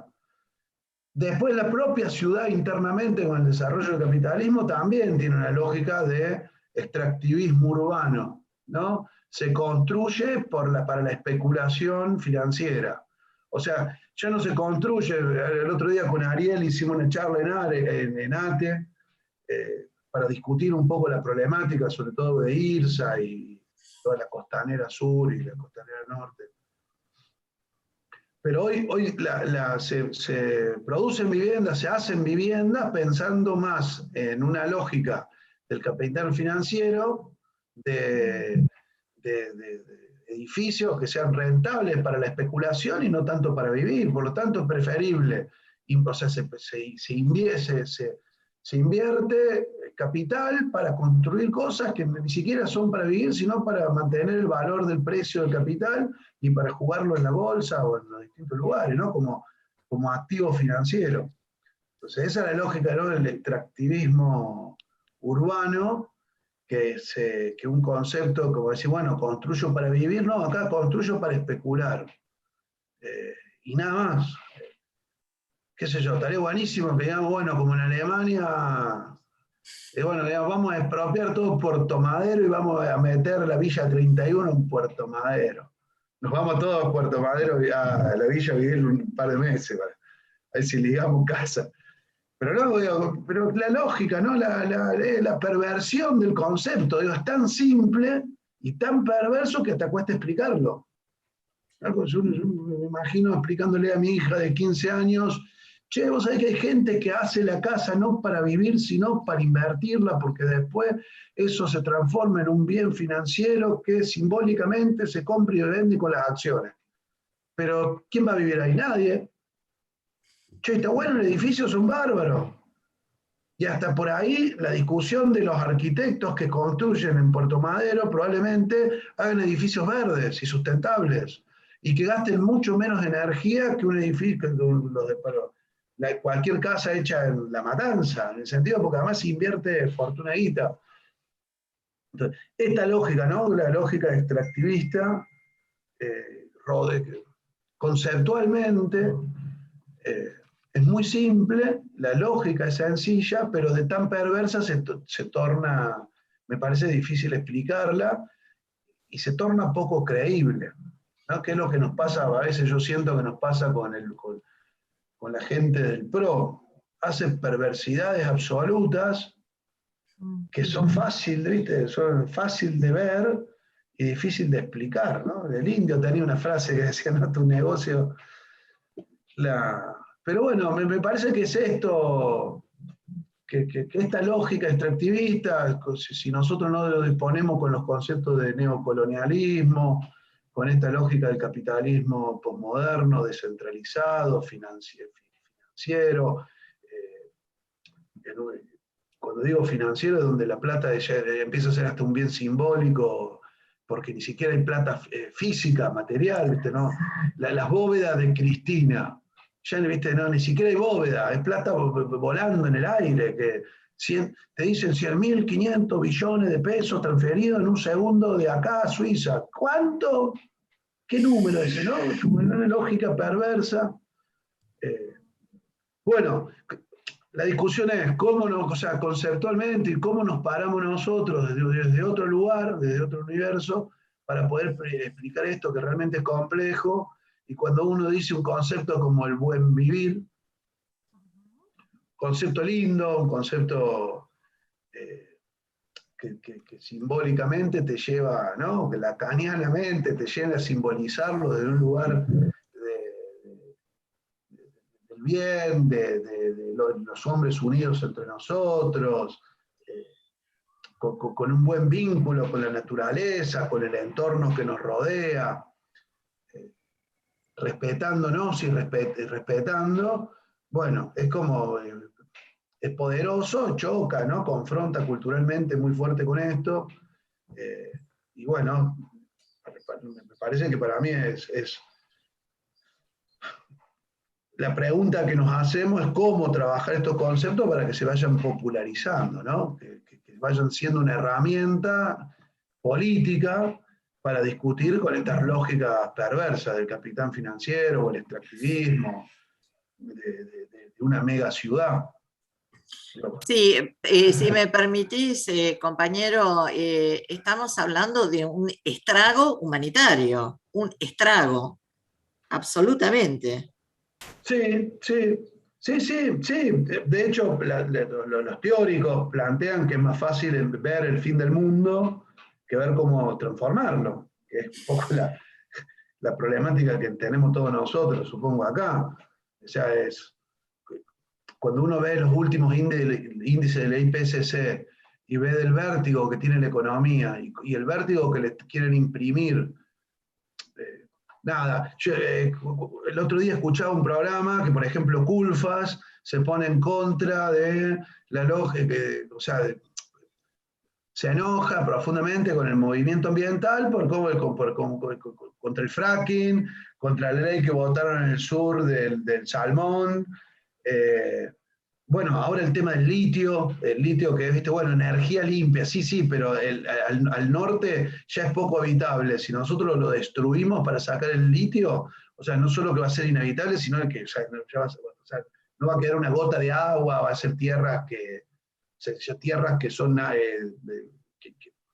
¿no? que los pueblos originarios las fueron viviendo culturalmente de una manera. Eso yo me imagino, van a ser desiertos, le sacas el litio, le sacas el agua, o sea, no te puedes acercar, o sea, ¿cómo te acercas? Y todo en nombre de lo verde también, y el extractivismo que se piensa hacer en nombre de la energía limpia. Nada, yo no quiero caer en grado de escepticismo, sino decir, bueno, me parece que realmente, me parece que estos foros, como nosotros, por lo menos nosotros como pensamos al gremio y a la central, es como podemos ir siendo parte de redes, de articulaciones que nos permitan dar una pelea contra esta lógica. Está clarísimo, está claro, Alejandro. Y por otro lado, también, el otro día nosotros fuimos a la marcha ambiental que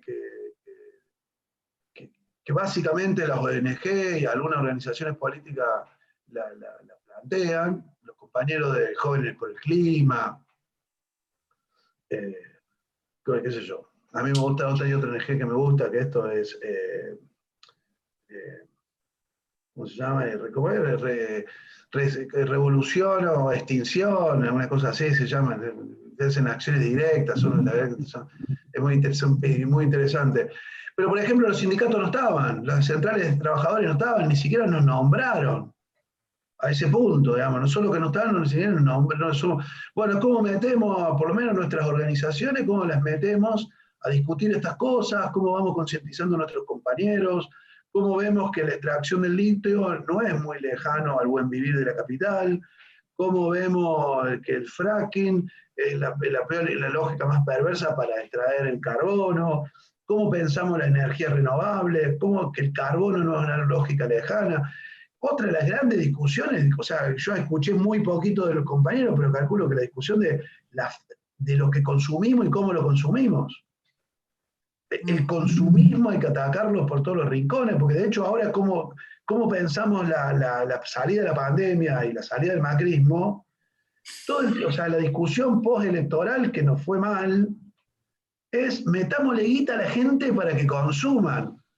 Situación que yo no puedo decir como sindicalista que no, pero si no problematizo lo que se consume y cómo lo que se consume y cómo se produce eso que se consume, o sea, lo que pretendo pretender un consumo como los norteamericanos o los europeos y contaminar o los chinos y contaminar como ellos. O sea, la discusión ambiental en función del buen vivir y en función de lo popular, o sea,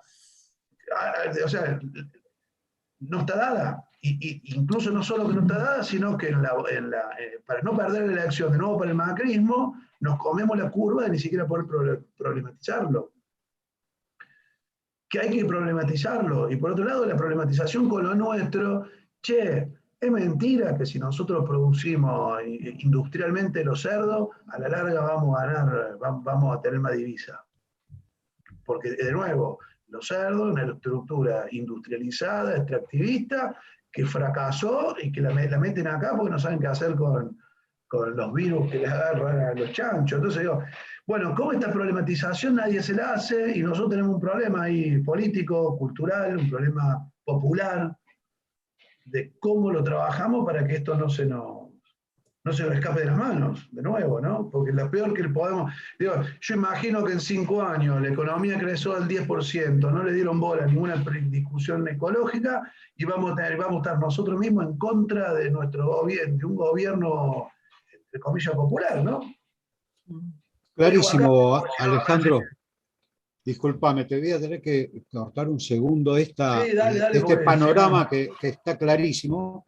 No, porque le quiero dar pase también a Ari para que nos dé un paneo de lo que es la ciudad hoy con esto que vos planteabas de la ciudad, la costa urbana, de IRSA, etcétera.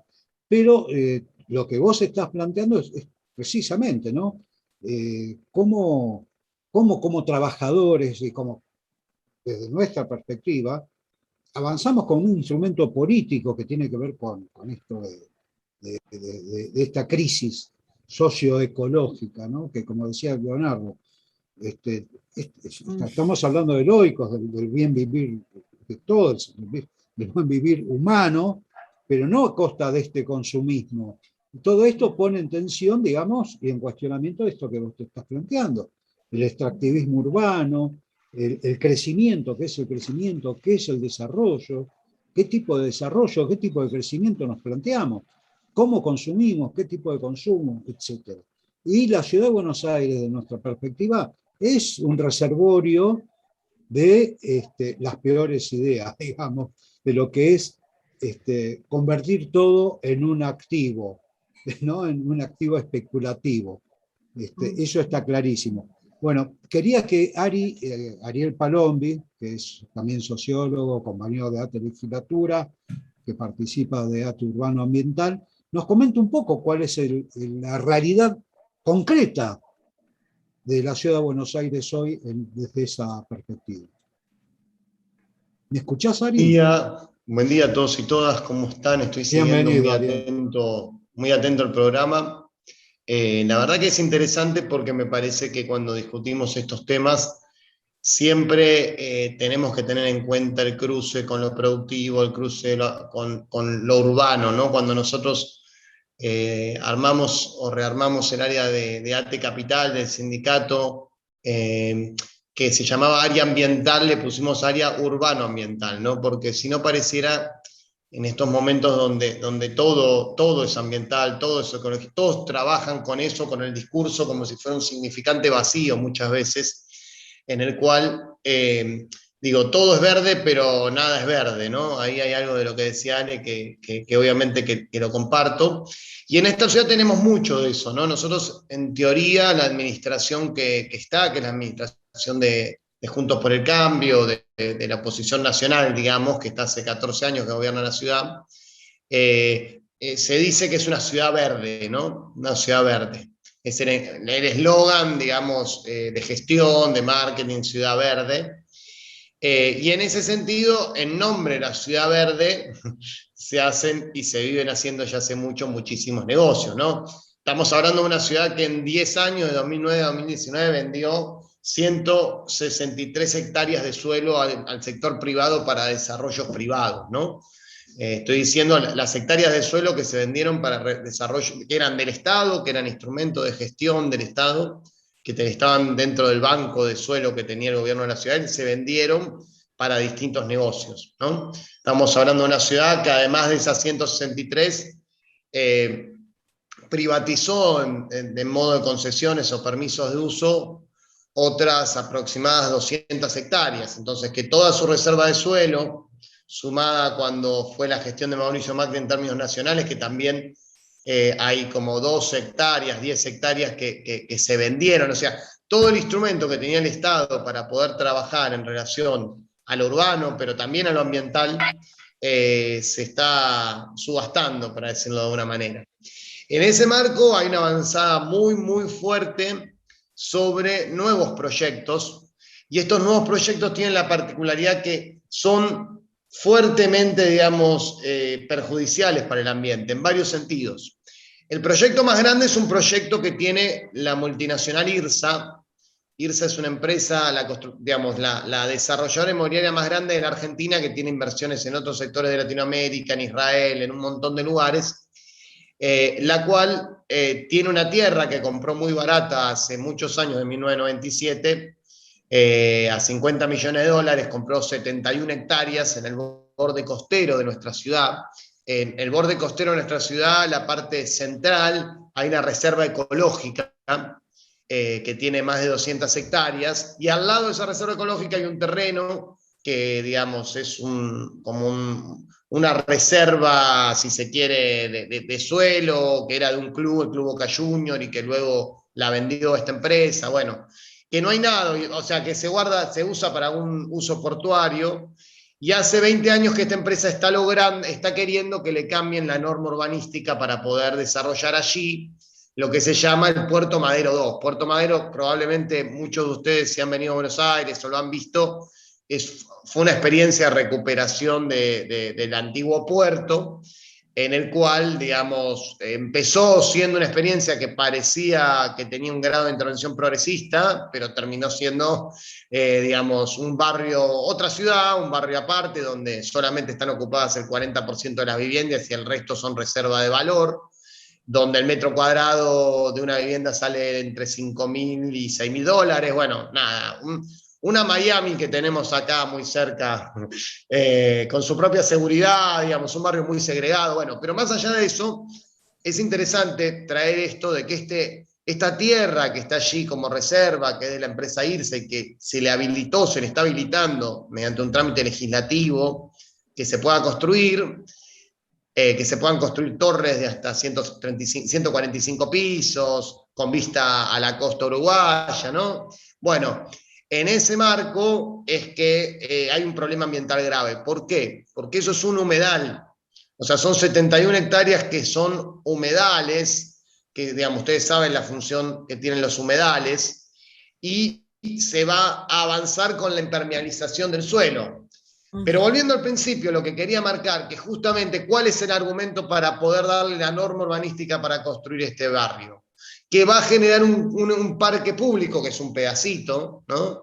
Y que va a generar, digamos, una relación más amigable con el río, con el estuario, ¿no? Hay todo como estos argumentos de que va a generar un parque de uso público, que va a ser ecológico, que va a dialogar con el borde ribereño, digo, ¿no? Todo un marketing bien armado. Digo, en nombre del perjuicio y la impermeabilización del humedal, más allá de otros problemas que tiene el proyecto, como que tiene a 200 metros una central térmica que funciona con hidrocarburos, por lo tanto, digamos, las personas que iban ahí van a absorber toda la contaminación del aire que genera esa central. Digo, más allá de eso, digo, acá la paradoja, y que me parece interesante resaltarla, es que todos los proyectos sí, es de expoliación, de extractivismo urbano, porque no tiene que ver con generar viviendas, generar usos o hacer crecer la ciudad, tiene que ver con generar inversiones muy rentables en lugares donde se generan estas grandes islas de reserva de valor y de, sobre todo, vivienda ociosa, ¿no? Pero digo, la justificación a esto claramente y centralmente en este proyecto, pero también en otros, tiene que ver con lo ambiental. Tiene que ver con que vamos, en otros proyectos que se están habilitando también de construir tener mucha más constructibilidad de la que hoy existe en algunos barrios, se habla de, bueno, le vamos a dar el permiso para que pueda hacerlo, porque va a ser una terraza verde, o porque lo vamos a premiar en metros cuadrados que pueda construir, porque va a dejar el centro libre de manzana 5 metros más que van a ser impermeables. Quiero decir, me parece interesante que nosotros tengamos claro que la discusión de lo ambiental está cruzada con lo productivo, con lo urbano y con todo, y que la paradoja, y por eso a nosotros nos parece importante que los trabajadores desde los sindicatos podamos tomar estos temas, es que la paradoja es que lo ambiental es todo y cuando algo es todo es casi nada, dicen, ¿no? Un concepto. Entonces, en ese marco, digo, la primera cuestión que me interesa traer acá a esta mesa tiene que ver con esto, tiene que ver con que, bueno, volvamos a pensar lo ambiental, volvamos a pensarlo en eje con lo productivo, en eje con lo urbano, y cómo dialoga en un modelo de ciudad, un modelo de sociedad distinto. Digo, que es un poco lo que se estuvo hablando, me parece, durante la jornada, ¿no? Y después, bueno, obviamente que la dinámica urbana que tiene la capital de la República, el centro urbano más grande, la región metropolitana, que tiene una cantidad mucho mayor de población, no está desligada de lo que pasa en otras partes del país. Bueno, acá hay un compañero de Mendoza, ¿no? Si no me equivoco, que bueno, los barrios privados que han avanzado, digamos, indiscriminadamente en todo el Gran Mendoza. Quiero decir, es un problema del país, es un problema latinoamericano, pero que en la Argentina, dado nuestros problemas cambiarios, la reserva de valor, el proceso de financiarización de la vivienda, digamos, y de ahorro en vivienda, pero a gran escala, digamos, es un problema que seguramente en Chile tienen, porque ustedes tuvieron, pero otro tipo de problemas con todos los créditos UBA, ¿no? Y todo eso, pero aquí, digamos, si bien eso es un problema, lo que pasa en la Ciudad de Buenos Aires también pasa en Rosario, también pasa en Mendoza, también pasa en Córdoba, obviamente con sus configuraciones urbanas propias y no de la misma manera, pero digo, es un problema que tenemos latinoamericano, ¿no? Un problema en el cual están no solo desfasadas el acceso al suelo, el acceso a la vivienda, el acceso a un ambiente sano, o vivir en un ambiente sano, sino también digamos, sociedades que cada vez más van generando niveles de contaminación y de poca sustentabilidad. Bueno, ya Ari, no quiero Ari, extenderme. Sí. voy a interrumpirte, Ari, un segundo, porque bueno, nos están pidiendo una tanda y después de la tanda haremos las preguntas. Todos los compañeros que quieran preguntar y bueno, nada, queda abierto. Así que vamos a la tanda. Vamos a la tanda. Obviamente.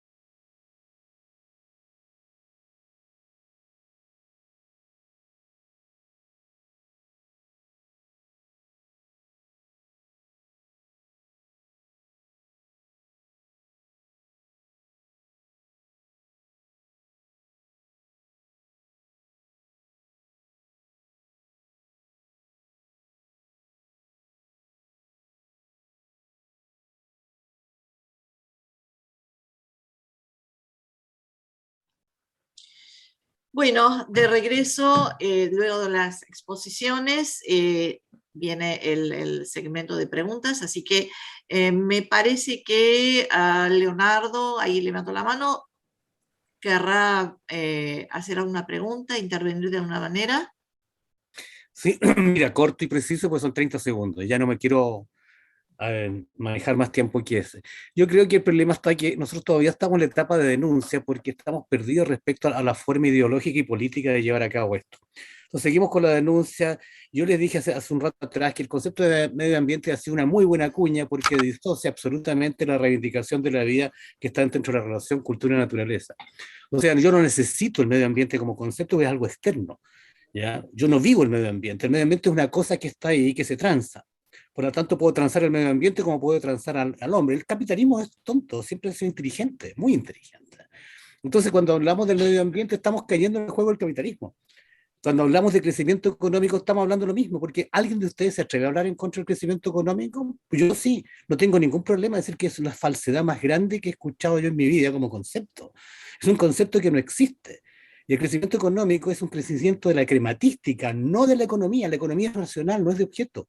Entonces hay que aceptar una cantidad de economistas, entre comillas, que están mintiendo y están diciendo una cosa como la ONU, la UNESCO, ahora están hablando de la educación por competencia, son puras, perdón la palabra, boludeces, porque hoy día estamos comiendo y tragando boludeces, y cuando a mí me preguntan dónde está la izquierda, yo le digo al fondo a la derecha, porque hoy día hemos llegado a ese nivel, ya es un nivel de que no sabemos dónde estamos. Ya, el paradigma nuestro, el paradigma judeo-cristiano, más el paradigma del socialismo. Ustedes saben que el socialismo utópico, se habló de socialismo utópico o no, bueno, porque habían venido a ver el summa causa. Nunca dijeron que habían visto América y cómo se vivía acá en las comunidades, y eso lo transformaron en un socialismo eurocéntrico que no sirvió para nada, que fue el camino más largo para llegar al capitalismo. Entonces, yo creo que hoy día hay que dejar de denunciar respecto a lo que sucede, porque en realidad al capitalismo no le importan las denuncias, no le interesan las denuncias. El empresariado no le importa si a usted le duele o no le duele, no le importa si la ciudad vive o no vive. La ecología hoy día es un mal necesario porque están desesperados buscando soluciones que son absolutamente culpógenas. La ecología es una culpa y si no se transforma en una política de toma de decisiones no pasa de ser paisajismo, ¿ya? Entonces yo creo que hoy día, y con esto termino, estamos equivocados en la forma que estamos haciendo las cosas.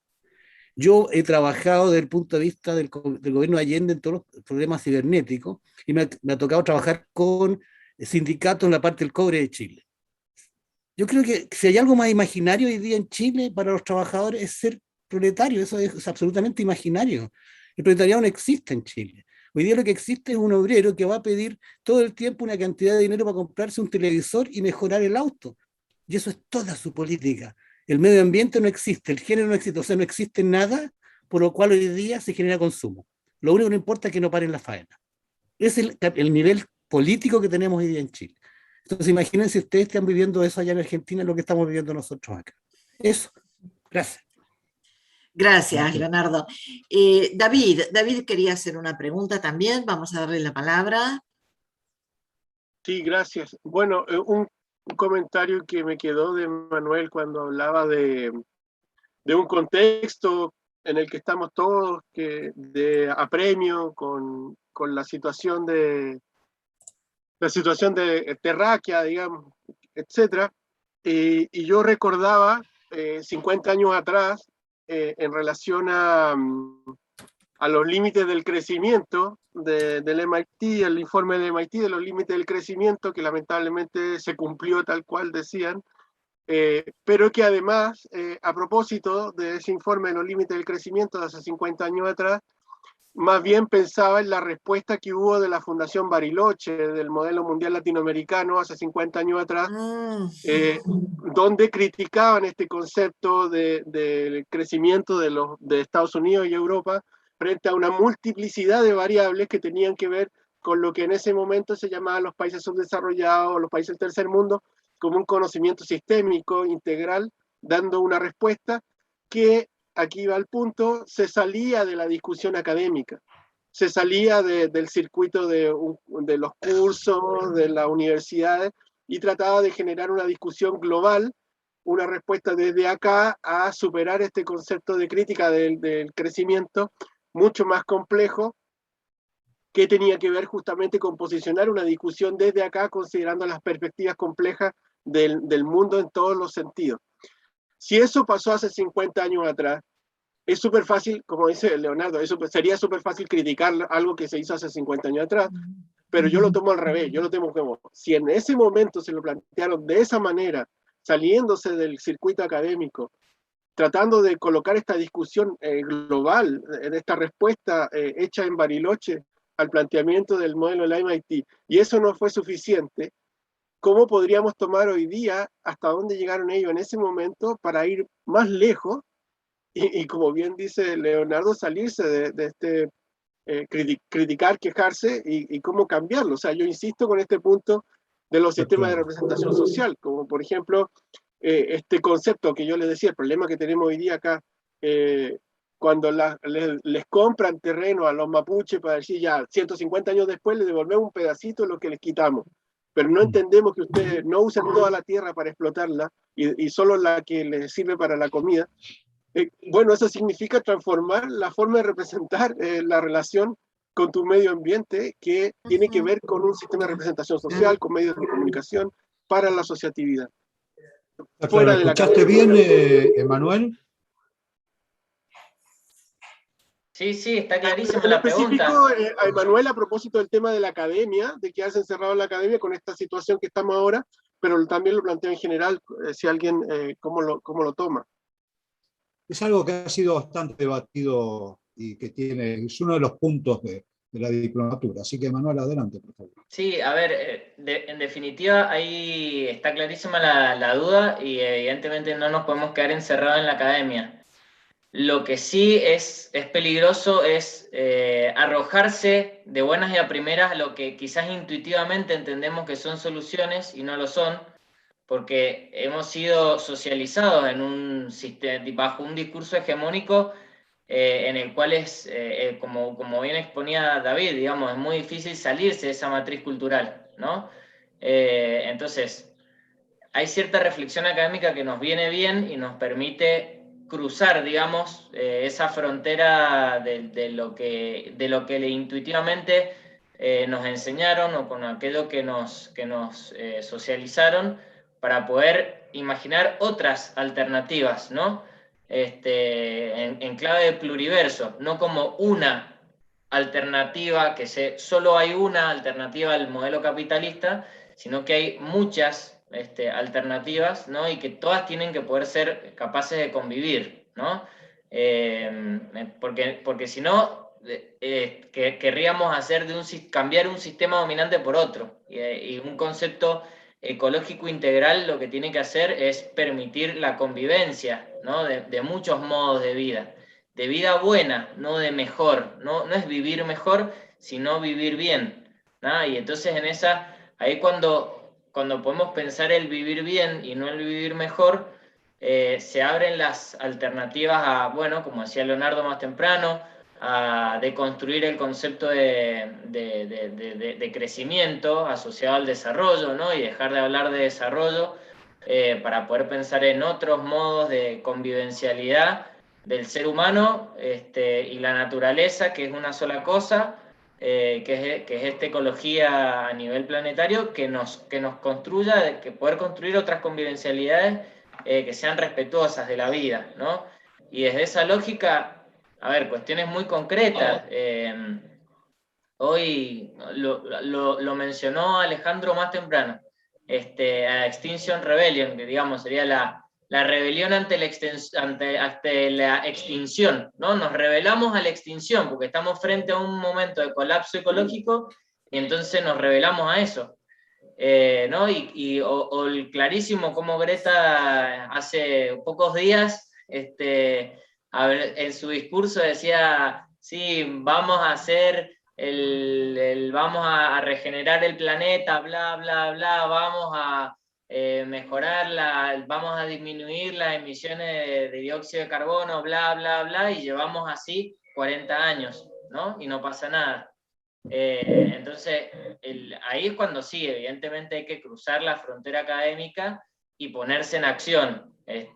No lo mencionaron al principio cuando me presentaron, pero entre otras cosas, además de estar trabajando en lo académico, hemos creado una fundación y con esa fundación estamos impulsando proyectos concretos. Hoy, hace días, lo comentaba con Julio cuando me invitaba a participar. Por ejemplo, estamos trabajando en proyectos de soberanía alimentaria en América Latina, ya con fondos del Partido Verde Alemán, y bueno, y eso son cosas concretas que bajan a territorio, y así como eso hay muchas iniciativas que se están haciendo, pero tienen que ser en clave verdaderamente transformadora, y no, como decía Julio, el greenwashing, o sea, no, el pintar de verde, o poner paneles solares, y con eso creemos que resolvimos el problema. Bueno, ese sería la grave tentación a la cual podemos podemos sucumbir si no hacemos una reflexión profunda de cuáles son las causas y cuáles son posibles soluciones. Posibles soluciones son desinvertir y dejar de consumir a razón del 7% anual en combustibles fósiles para no llegar a superar el 1,5 grados de temperatura global. Si lo pensamos así, eso es lo que hay que hacer. Concretamente, ¿qué hay que hacer? Hay que desinvertir, ¿no? Y hay que dejar de consumir hidrocarburos. Y eso implica al 7% anual. Si la pandemia, lo que implicó el parate de la pandemia fue 6% lo que se dejó de emitir. Tendríamos que hacer una pandemia, o un poquito más que una pandemia por año durante las próximas 2 décadas para no sobrecalentar el planeta más de 1,5 grados, ¿no? Esa es la radicalidad de la transformación que hay que hacer. Todo lo demás, sí, va a ser hermoso, pero eso. Entonces, ¿somos capaces de asumir ese tamaño de desafío como humanidad? Evidentemente, no todos tienen que desinvertir en la misma proporción, ¿no? No todos tienen que dejar de contaminar en la misma proporción, pero nosotros también como Argentina, en algún punto vamos a tener que hacer algún recorte. Estamos dispuestos a hacer ese recorte y todo lo que eso implica a nivel global. Bueno, esos son los grandes debates, digamos. El debate del cual mencionaban más temprano sobre los edificios alrededor del río, digamos, en la ribera. Evidentemente, ¿cuál es producto más contaminante con efecto a largo plazo el cemento, mucho más que el plástico. Entonces, asumir proyectos de este tipo en espacios que son ecológicamente prioritarios, ¿no? Los pasivos ambientales que nos dejan casi a perpetuidad son enormes. ¿Son capaces ellos de pagar la externalidad que genera ese tipo de inversión? Bueno, esas son las grandes preguntas, ¿no? Y todos los gases, ¿cómo van a devolver todos los gases de efecto invernadero que provocaron construyendo las torres, además, ¿no? Bueno, eso. Emanuel, nos está diciendo el productor que ya estamos un poquito pasados, de modo que la propuesta que hacemos es esta. En primer lugar, vamos a agradecer absolutamente a todos los compañeros que hoy están aquí en este Zoom, en este encuentro. Agradecer especialmente a los compañeros chilenos, a la compañera peruana y a los compañeros argentinos. Y quisiéramos que cerrara este encuentro casi conversatorio a Magdalena. Tenemos apenas 2 minutos y que el cierre de la actividad la haga nuestro secretario general Alejandro Gianni, también apenas 2 minutos, así que les pido por favor que se amolden a ese tiempo. Magdalena. Muchas gracias. Fue muy bonito escucharnos y saber que no estamos solos, sino que estamos acá en el mismo camino, con los mismos retos, varios hermanos. Y eso engrandece, por ejemplo, a la propuesta de Quisquillacta. Muchas gracias por la invitación. Yo nada más me quedo por las últimas reflexiones que nos dio el hermano Manuel, de que prácticamente hay retos que no necesitan el bla, bla, bla, sino hacer. Y hacer con el corazón, y pues no como el Santo Tomás de Aquino, ya hay que ver para creer, no, al revés, hay que creer en esa fortaleza que tenemos, en esos conocimientos milenarios que tienen nuestros pueblos para tenerla, ¿no? Muchas gracias. Gracias, Magdalena. Compañero Alejandro. No, primero agradecerles por invitarnos. Después remarcar la importancia que tienen estos espacios de reflexión. Y después nada, como dijeron el resto, estamos en un momento de realmente preocupación y de ponernos a militar con toda la fuerza la necesidad de cambiar las formas de consumo, la forma de apropiarse de la naturaleza, la forma de convivir entre nosotros. Es un momento donde límite, y tenemos que tomar conciencia de eso y transmitirlo a los compañeros y hacer todo lo que esté a nuestro alcance para poder hacer nuestro aporte. Y la verdad que esto, y no hay tiempo, y tenemos que ser conscientes de que no hay tiempo, que no es joda. Claro. Gracias, compañero. Y bueno, vamos a ir cerrando. ATE Legislatura agradece muchísimo a todos los que están presentes, a todos los que participaron, a todos los que expusieron, a todos los que pudieron proponernos reflexiones nuevas. Y vamos cerrando pidiendo la libertad de Milagros Sala, que lleva 2089 días privada de su libertad. No puede haber democracia con presos políticos. Libertad a Milagro. Lo decimos enfáticamente. Muy bien. Bueno, muchísimas gracias a todos. Esta es una transmisión que va por la radio Jornada Abdala, ATE Capital, y por las redes de ATE Legislatura. Muchísimas gracias a todos los panelistas y será hasta un próximo encuentro. Muchas gracias.